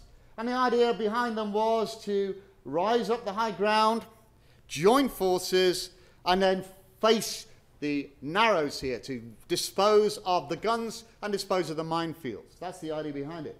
The terrain here is different in both locations. So this wonderful spot, I had to Photoshop my son out of this to make it look more military, but he was only a little boy then. This wonderful spot, a magnificent beach, is very similar in many ways to the killing fields, the killing beaches of Omaha. We have cliffs, we have narrow slot-like draws, as the Americans would call them, off Omaha Beach. And we would imagine here the men coming ashore, wading ashore here into the face of hell. So what was the plan at Helles, sending the most experienced troops? Well, it was to split the force, because what we have is Hamilton has a large force of 80,000 men, but not large enough, really, to take the peninsula. I'll come on to that in a moment. He split them according to these very, very small beaches. They were narrow, they were constraining. They were that way inclined because of the drainage, which went in a rectilinear pattern down the line of the peninsula, because it's lining up with the faults, the fractures, the tectonic features. We can see an open, what we could call a glass sea, very typical of any fortification. And we can see the rising ground, and the idea here is that there are no artillery pieces being landed at this point. It's an amphibious landing. There are no tanks. There is no chance of bringing field guns. You need the Navy to do their job, and naval gunnery is low trajectory. So you've got a low rising slope. You can hopefully sweep that with those guns. The idea behind it, to get to the prize of dominating the narrows, of allowing those Navy boys to get through. But that's assuming that nothing's happening on land. And so Hamilton is writing almost begrudgingly. How dare they organize for defense? The peninsula is being fortified, and many Turks work every night on trenches, redoubts, and entanglements. How dare they? Because the Turks and the Germans who were operating here knew what they were doing. The Turks had fought many wars before this, the Balkan Wars. They had fought against the Italians, they'd fought against the Bulgarians, they'd fought against everybody, and they'd lost a lot of territory, so they were fairly battle-hardened. They knew what they were doing. The trench lines here were following the contours. There were strong points, machine gun posts, barbed wire put in position to stop the troops getting ashore. There were hillsides. Again, very, very similar to the kinds of fortifications that were put in place before Normandy, with Rommel placing his defensive positions on those D-Day beaches. So the Turks were ready. They were also capable, and they were able, of course, to use the terrain effectively. So that meant that the 1-inch map, of course, needed extra embellishment. So there were reconnaissance sketches. Here's a reconnaissance sketch in the National Archives in the UK showing some interpretation on the map. Very much sketchy. And there were also aerial interpretations, literally with an aviator in a very, very rudimentary aircraft with a map on his lap, drawing on the position of trenches and other things, because we're not getting aerial photography at this particular stage of the campaign. Yes, we have panoramic sketches because every military officer today, as then, was trained in the art of panoramic sketching. And we can see just how difficult these individual landing beaches would be in the face of such a terrain. Now I want to look at the map. I've said about this a mythology, I've sort of overemphasized that. Let's actually now take a more objective view. Did the map do its job? Well, here's the French one. This is at the tip of the Dardanelles. And there's the British one. And I think, as you'll see, there's a change in the view of that map. What we have is a much more open terrain. Doesn't seem to have the same level of detail as the French one. That's because of the contouring and the change in scale. We can see one or two hill features. Hill 114, Hill 138, and Hill 141. These are all named by the British. On the French, we can pick out contouring that gives us a sense of the hills and hillocks.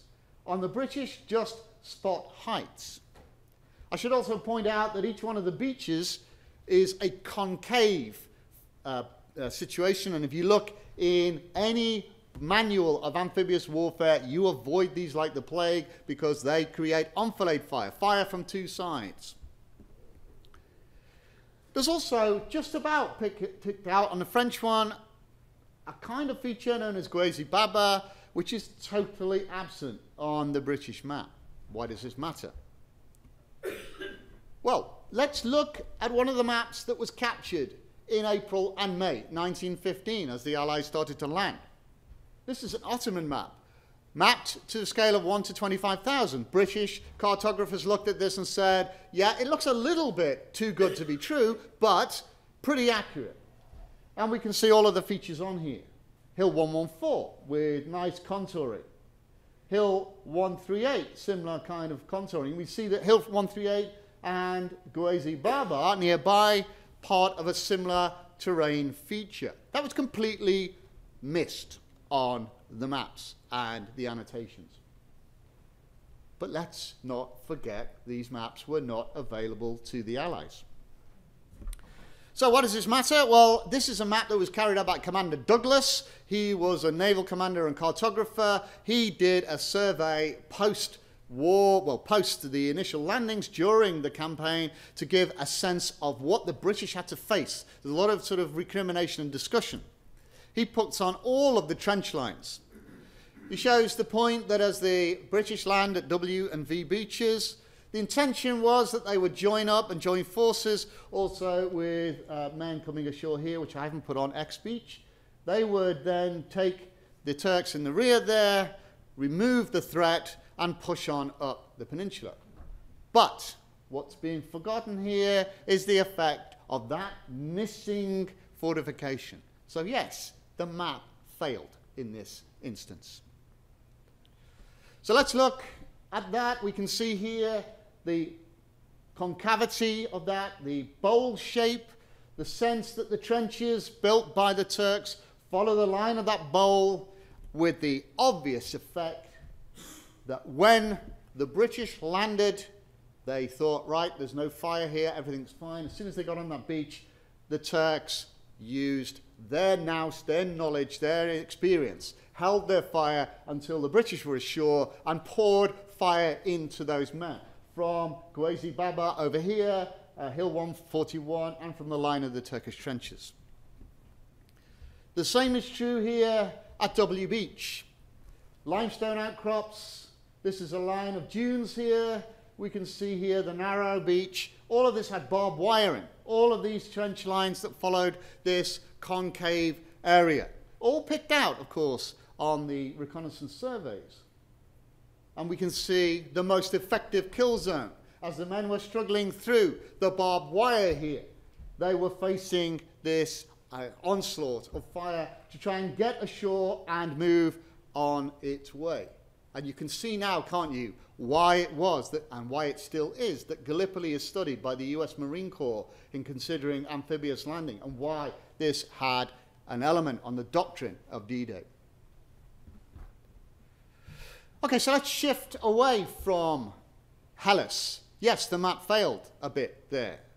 Let's look at the Anzac territory. Badlands, okay, a bit like South Dakota, Arizona, places I've had the honor to visit in your beautiful country. And what we can see here is the incredible element of the landscape here. This tortuous land doesn't look anything like Grover's survey of 1876. What was the plan here? Difficult to see, I'm afraid, but what we can see here is, this is Sari Bair, the range of the hill, which is Badland topography. And there from Gaba Tepe to the Narrows is a transport corridor, a valley. The Turks knew that, they fortified that, they created a kill zone of field artillery, they defended that as far as they could. So there was no way that the Allies could land there. Instead, the Anzacs would land. Remember, they were the untrained guys who felt could be able to combat the terrain. Very few Turks here, relatively unopposed landing.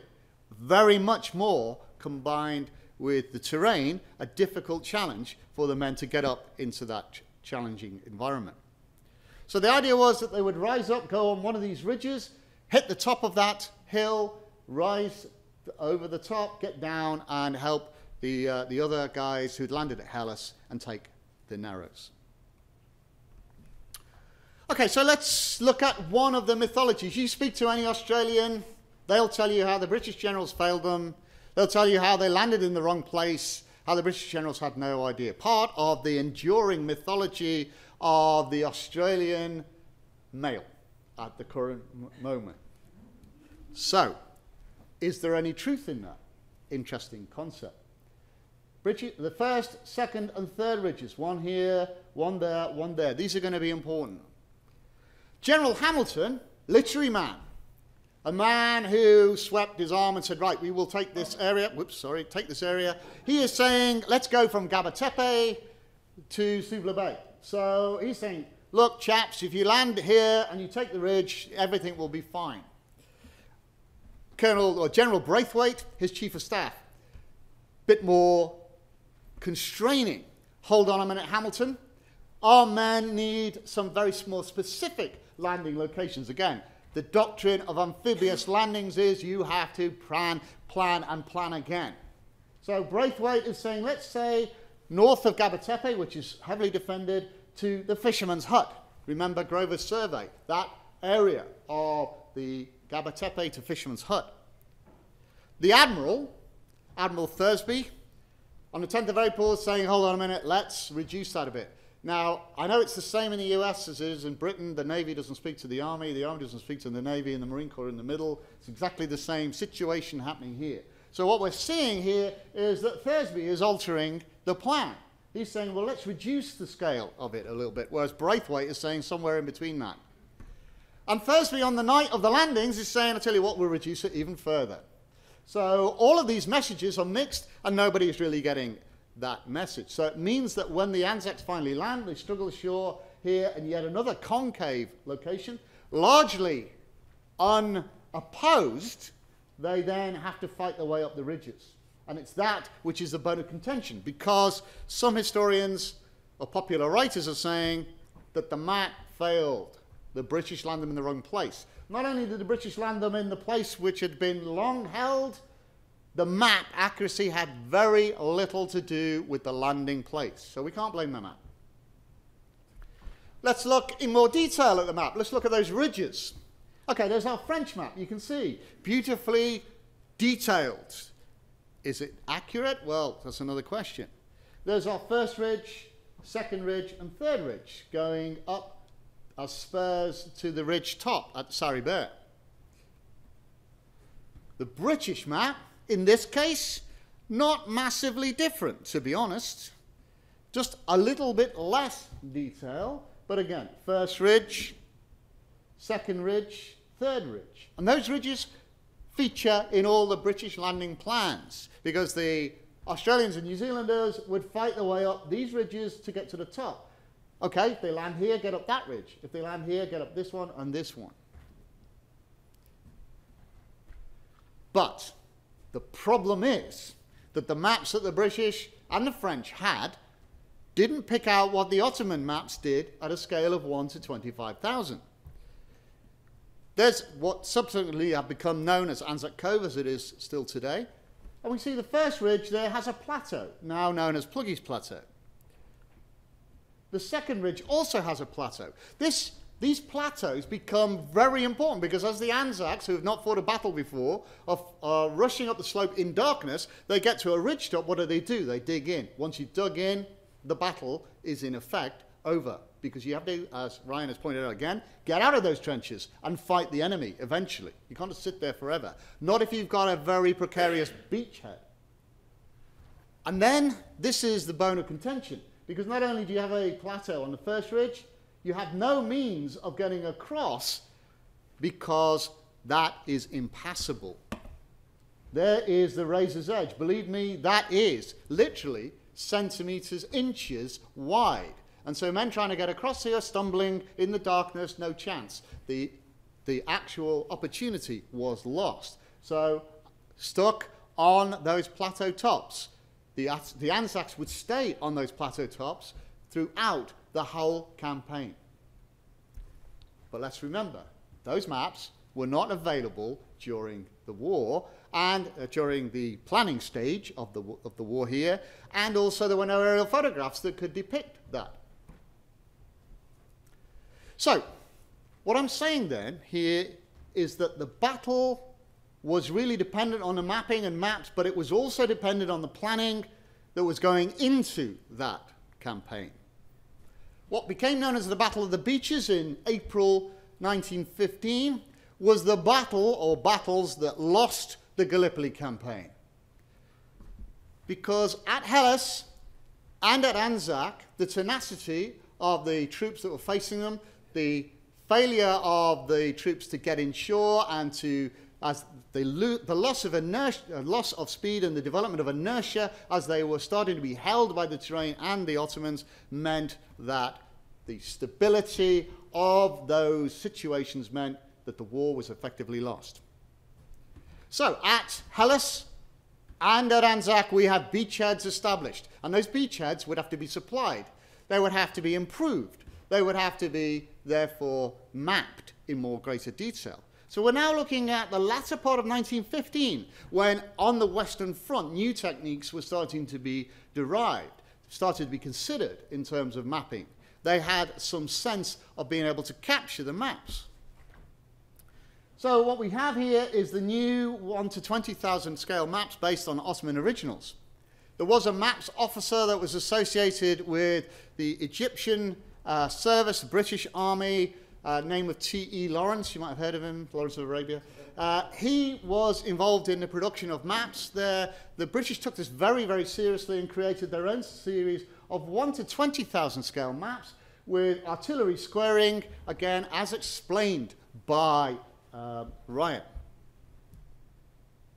There are also aerial photographic plans. We can see the trenches here. We can see how this has been built into a mosaic. Photo rectification is very, very difficult at this stage in the war, but these are being used now to try and match up with each other, and we can start to see the production of sketch maps. We also get the production of mosaic photographic maps, which this was done by the Royal Naval Air Service. The British at that time had a naval air service and an army air service, and they were obviously still not cooperating, but anyway. What we're seeing here is a production of an aerial photographic map from the service of the Royal Navy. And then we get the production of trench diagrams. We are now going from the broader scale down to the minutiae. We need the largest possible scale on maps. And what we have is the production of so-called trench diagrams, which are precursors to trench maps. These trench diagrams are picked out by aerial photographic survey and by trench raids and by prisoner taking, all those things that, again, Ryan has helped us understand at a scale of 6 inches to a mile here, which is 1 inch to 29.3 yards, which is interesting.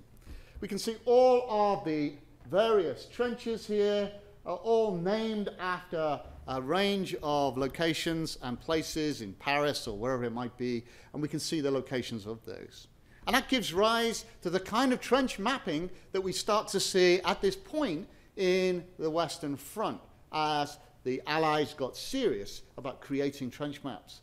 And the trench mapping is actually a nod towards the realization that you are stuck where you are and that every small point of detail matters. Doesn't mean they're going to win you the war.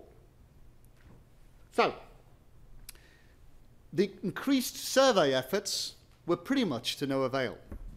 Trench warfare, from the failure of the Battle of the Beaches, became an attritional battle, just the same as we had on the Western Front. The inertia had set in. What Clausewitz called friction had meant that we are no longer in a position to be able to take the front.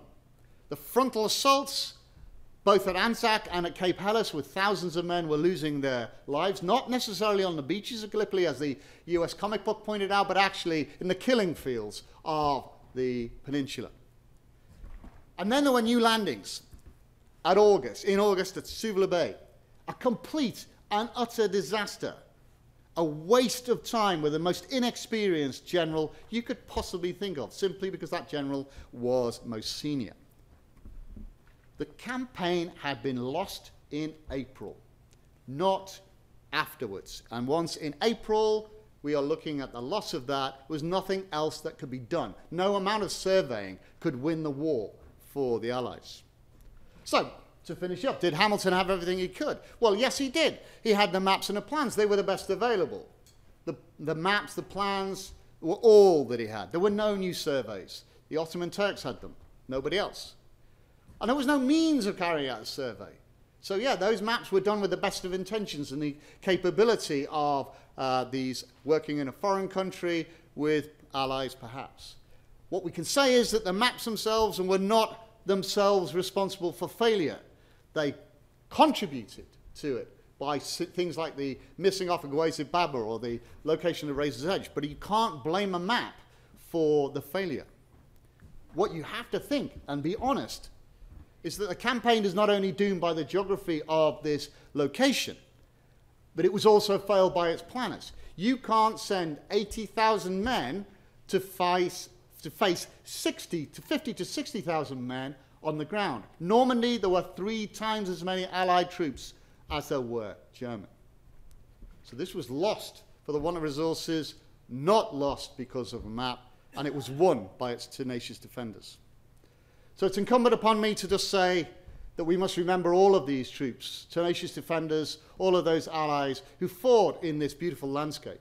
I'd just like, again, to thank you very much for inviting me here. Great honour for me, great pleasure to talk to you. I'd like to thank Ryan and everybody else, the directors here, and the Phillips Society for this great honour you've bestowed on me. And thank you very much for listening.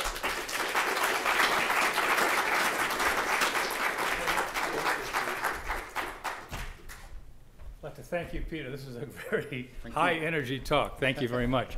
Can we have some lights, please? And we're going to have a few minutes for Q&A. So let's get Ryan up here, please. Yeah, sure. Thank you. And I'll tell you what, I'm going to stand down here so I can be out of the kill zone. Thank you. Yeah, that probably the question right here. Who's your question for? Yes, Professor Doyle, 2 quick questions. Mapping elsewhere in the Ottoman Empire, for the other options, for example, Kitchener was looking at the Alexandretta option. Was there mapping to support planning there? And secondly, at your conclusion, do you think really, even if given very good maps and all the other things, there was really anything they could have done in 1915 to defeat the Ottomans? Two very interesting questions. The first one... Excuse me, maybe behind the microphone. Oh, beg your pardon. Yes.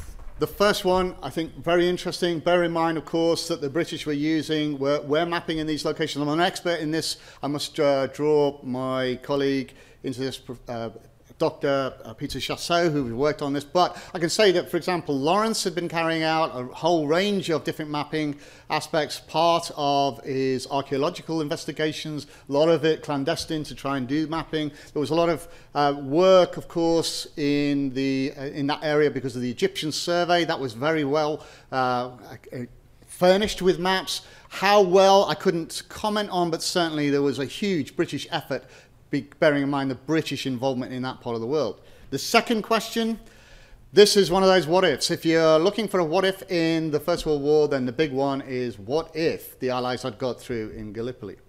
The critical thing here is, could the Navy have got through? Well, potentially. The Navy could only have got through if the minefields had been cleared. Could the minefields have been cleared? Well, you need to take Gallipoli. Could you have taken Gallipoli? Well, you could have done if you'd have had more men, okay, and if you'd have had more resources, better planning, more opportunity to do that. Because once those men have punched through, you're driving the Turks back. Suvla Bay, when they landed at Suvla Bay, there were no Ottomans to speak of in their way. They could have driven those men back. Would the maps have helped? Well, maps are always going to help, but bear in mind, as soon as a map is made, it's obsolete, it's out of date immediately.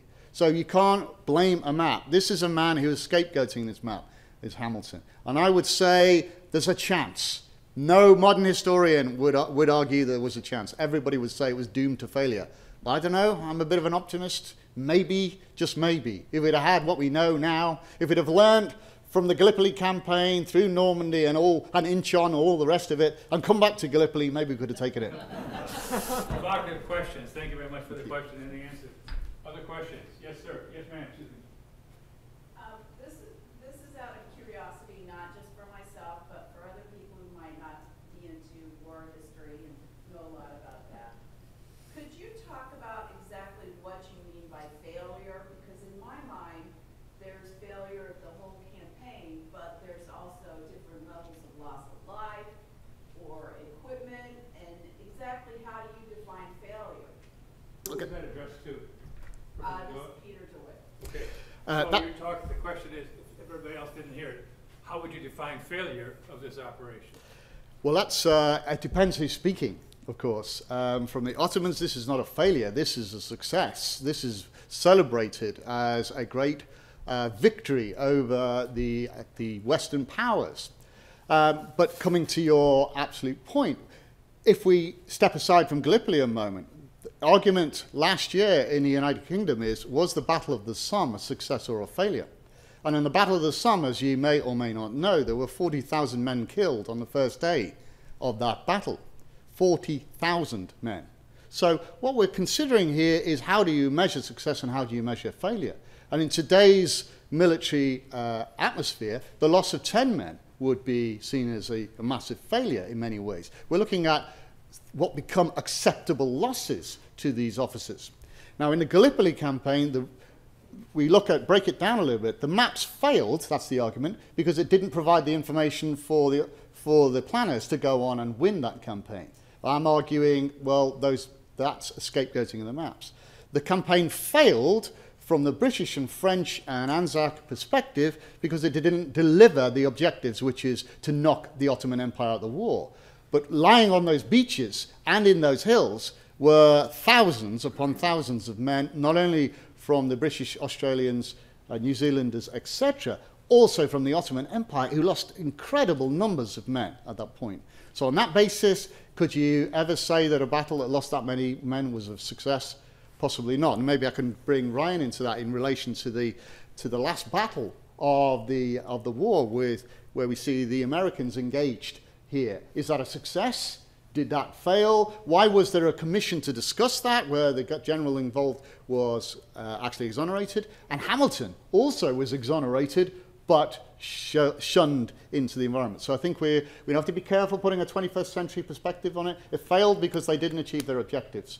It failed because the maps didn't possibly do what they wanted to do, but in terms of a human tragedy, it was a complete failure, I would say.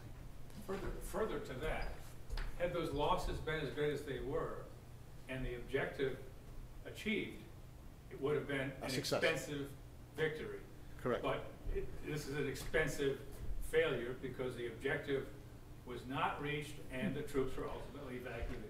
And I think and as adding a sort of a rider to that, the very fact that the British thought and French thought that they could send ships through, obsolete is the word they used, obsolete ships. It dawned on the admirals that these obsolete ships were full of non-obsolete sailors. And it was at that point that the campaign was really doomed.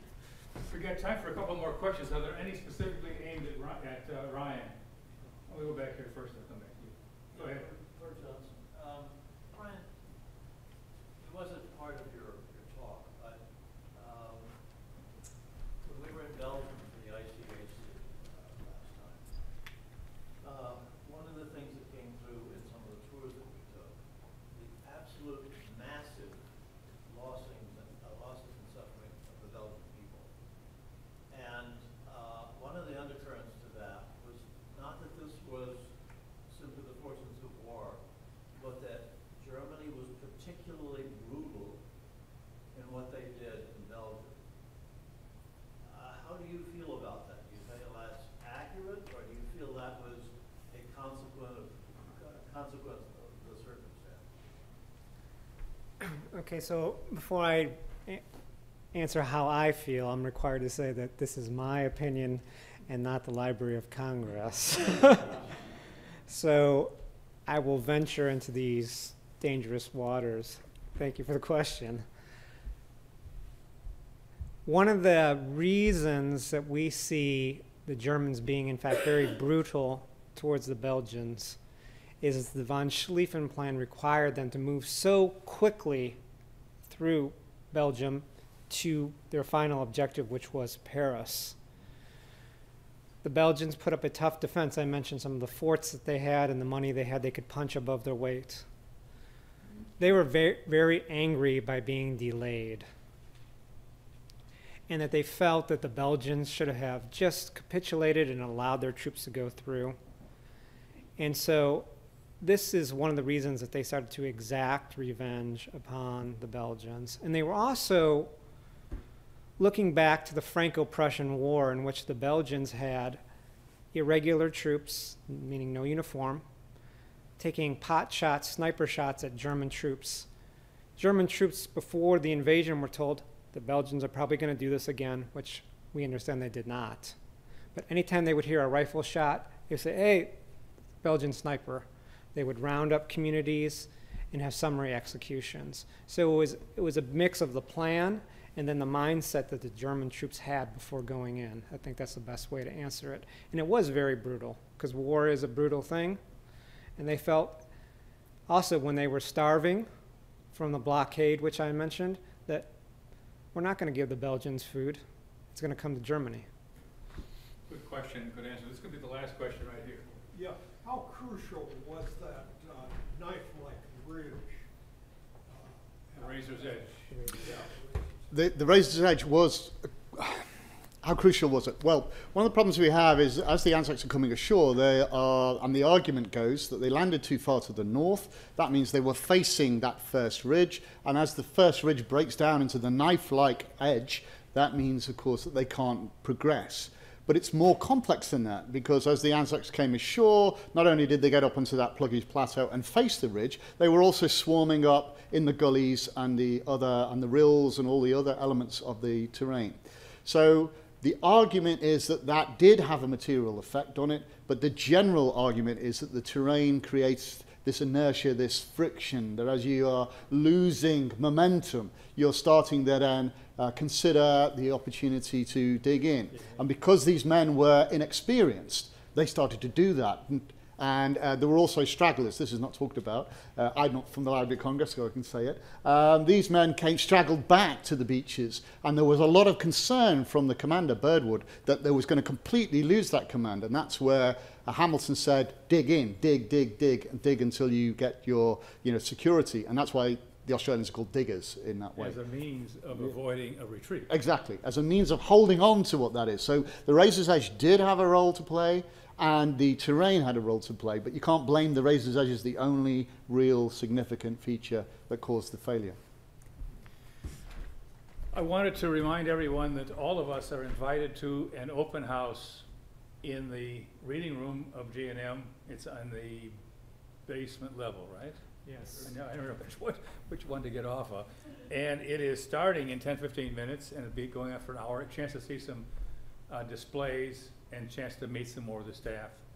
I'd like to make a couple of thank yous. Was that Ryan's idea? I'll thank the speakers. Think of the research that went into both of these talks. Thank you both very much. And I'd also like to thank the audience for sticking it out. I know it's a long afternoon, and maybe somebody's lunch hour was invaded by this, but thanks again, and we'll look forward to another lecture series from the Phillips Society sometime in the late fall. Thank you again, and class dismissed. Nice. This has been a presentation of the Library of Congress. Visit us at loc.gov.